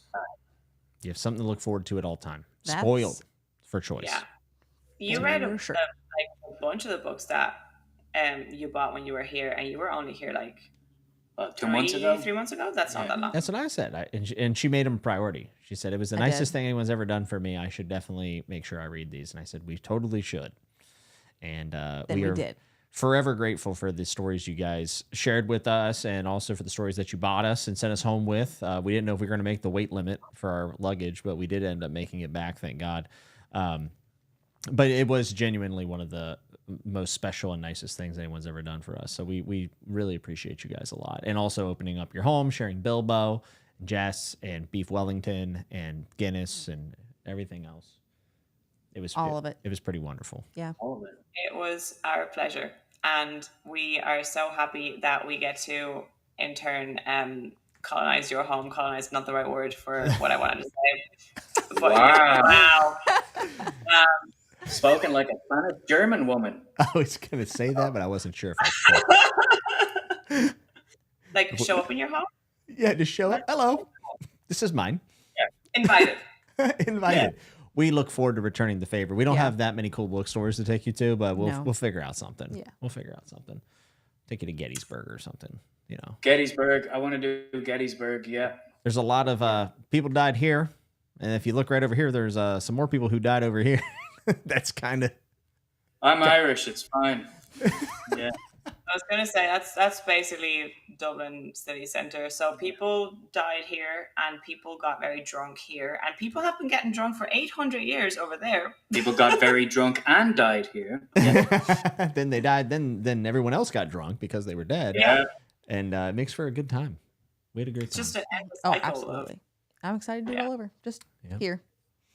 Well, this is the first 3-hour episode we've had in quite some time, so been 3 congratulations. hours. It has been 3 hours, and for Oh, them, wow, yeah. very late at night. Yeah. So I appreciate you guys staying up. I know even with the early, quote-unquote, early start for us, it's still very late for you, especially Yolanda, who turns into a pumpkin right around that 10, 11 mark, right, usually?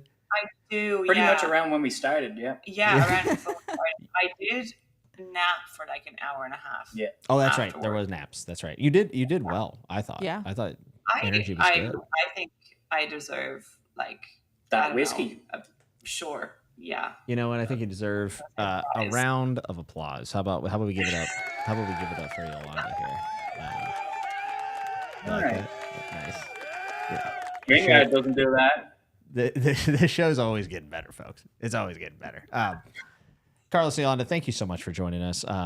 We're gonna go get something to eat. I'm sure you guys probably want to go to bed at the very least.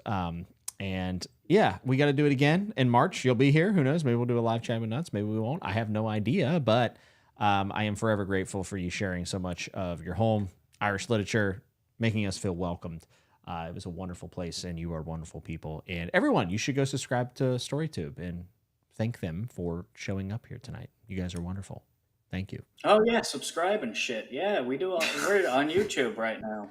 Dude, just do all that stuff. All that. All that shit. As Carlos so succinctly put it. I love it. Thank you for inviting us onto this show again. I about 20 minutes ago forgot that we were live on YouTube. I that's think if you lit. go back and rewatch it, you can probably tell. Yeah. That whole British rant was crazy. No, it was that's exactly how it's supposed to be when we do this show. This is exactly the kind of vibe I go for, and it's always the best whenever I get to do with friends. And yeah, you guys certainly have been that for us and more. So again, from the bottom of our hearts, thank you. We appreciate you. I will forever be upset that you are on the other side of the Atlantic Ocean. I think that's very unfair. It's brutal. But, It's honestly brutal. that we get to do this and that we get to visit each other. So Yeah. Yes, That absolutely. makes us sad about multiple times a week. Yep, we think about it. We got Miss Ireland, Miss Carlson, Yolanda, Miss Bangers and Mash, Miss Guinness, Miss a lot from Ireland. Yeah. Especially just the idea that there's a culture around reading and still bookstores that are lively and populated and everything else. But we will see you all in March. I mean, we'll talk before then, but in March you'll be here and we'll have a fantastic time. Folks, if you have not actually subscribed or seen any of StoryToob's videos, you should. They read widely, just like I do, actually more widely than I do, and also have two different perspectives on the channel at all times, which I think is really amazing. I mean, we're talking about Malazan, we're talking about Don Winslow, we're talking about like literally everything, comics, literally anything you can think of that is in the medium of reading, they do it over there, and they do a great job of it. So please go check out the channel. It's down in the description below. StoryToob with 2 O's, which is the preferable way of spelling that. Mrs. Nuts has been wonderful. Thanks for being my co-host, Bud. Thanks for having me here, bud. No problem. Thanks, pal. Cheers, pal. Yeah, cheers, pal. Proud. Yeah. It's grand. It's grand. It's only Carlos. because you're It's my grand. best friend. Oh, we are best friends. We are. We are. All right, folks. Well, we thank you also for tuning in, and all everyone in chat, and for being so very gracious with us as we rambled on and on and on and had a blast doing it. If you liked the video, you can hit like. If you loved it, think about subscribing. Love to have you. If you dislike it, you can also hit dislike. That's totally cool with me. And there's Patreon in the description. It's optional, but always appreciated. Until we see you next time, be good, be safe, and remember to always Keep turning the page.